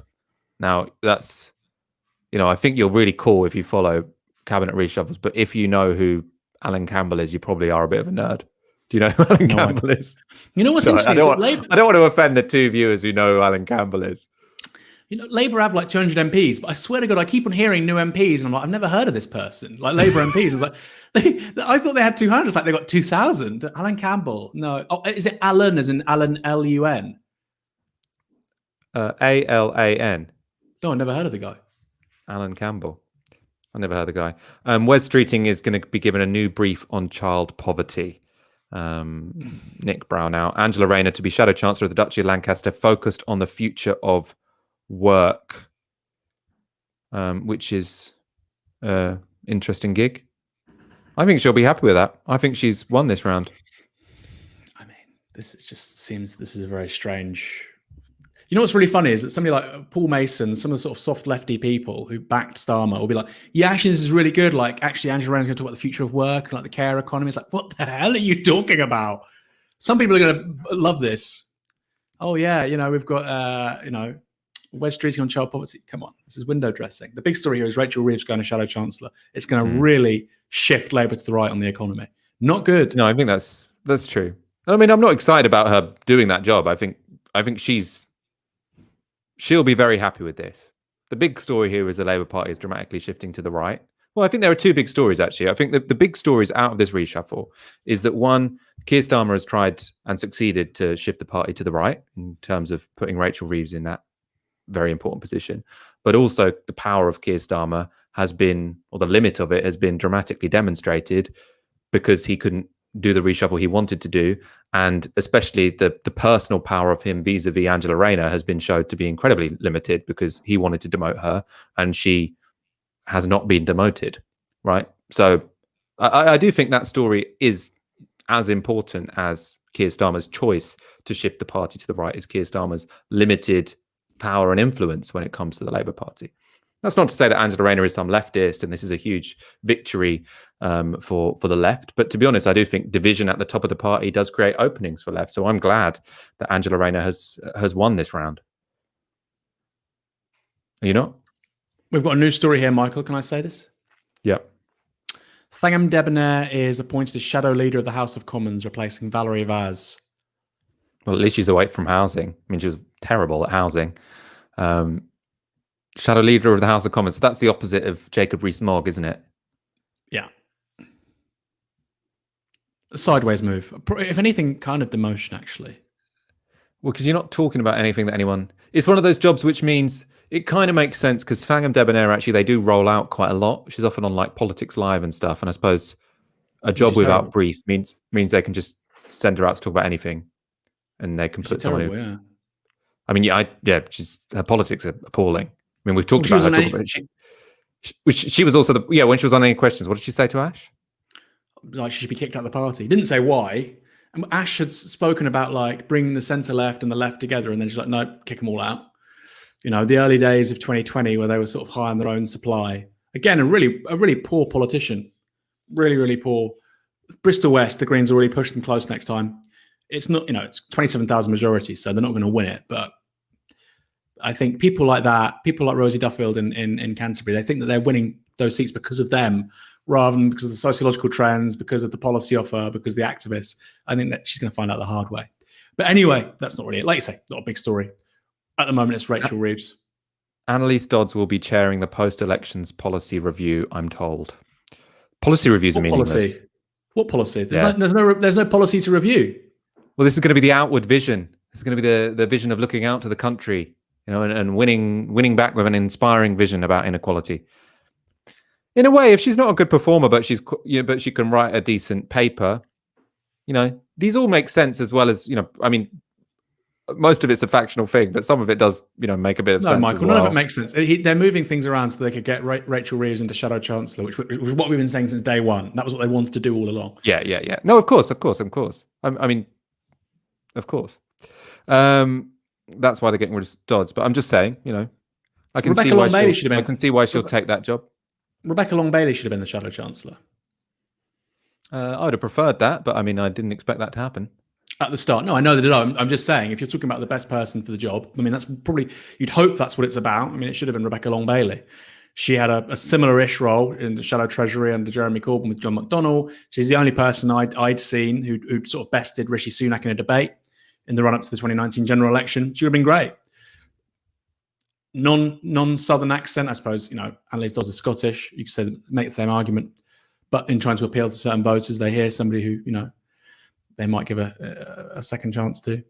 I know people say, "Oh, that doesn't matter." Well, it kind of does matter. Having a Northern woman as Shadow Chancellor is a nice statement about a party that wants to reflect the country as it is and what kind of values it embodies. Anyway. Interesting. I think we're getting towards the end of the very, very dramatic reshuffle. So our two big stories. Labour is moving to the right. They've managed to get Rachel Reeves in as Shadow Chancellor, which was their plan probably all along. But Keir Starmer has taken a bruising when it came to his attempt to demote Lisa Nandy and Angela Rayner and Jonathan Ashworth. Is that the big picture? That's how it seems. I mean, there may be more stories to come. Yeah. I mean, there will be more stories to come, which you can check out on Tysky Sour tomorrow at 7 p.m. I think let's wrap up there. We've been going a while. Nick Thomas-Symonds staying as Home Secretary. That was always going to be the case because he's been such a standout character, not because he happens to be, have the same very dry politics as Keir Starmer. Aaron, it's been my privilege spending the last 3 hours with you on this, probably our longest ever live stream. Although I suppose actually it's not our longest ever live stream because we have 8-hour live streams after general elections. But apart from general elections, this has been our longest live stream. It has been a pleasure watching the Labour Party switch further to the right and Keir Starmer take a bruising with you. And you too, Michael, as well. I mean, also to our audience, thanks for sticking around with us for 3 hours. 4,600 people still watching. Wow. The appetite is there for a different kind of media. Absolutely. If you do want to support a different kind of media, you know what to do. First of all, subscribe to this channel. Second of all, go to novaramedia.com/support and donate the equivalent of 1 hour's wage a month. Thank you so much. We do absolutely appreciate it. For now, you've been watching Tysky Sour on Novara Media. Good night.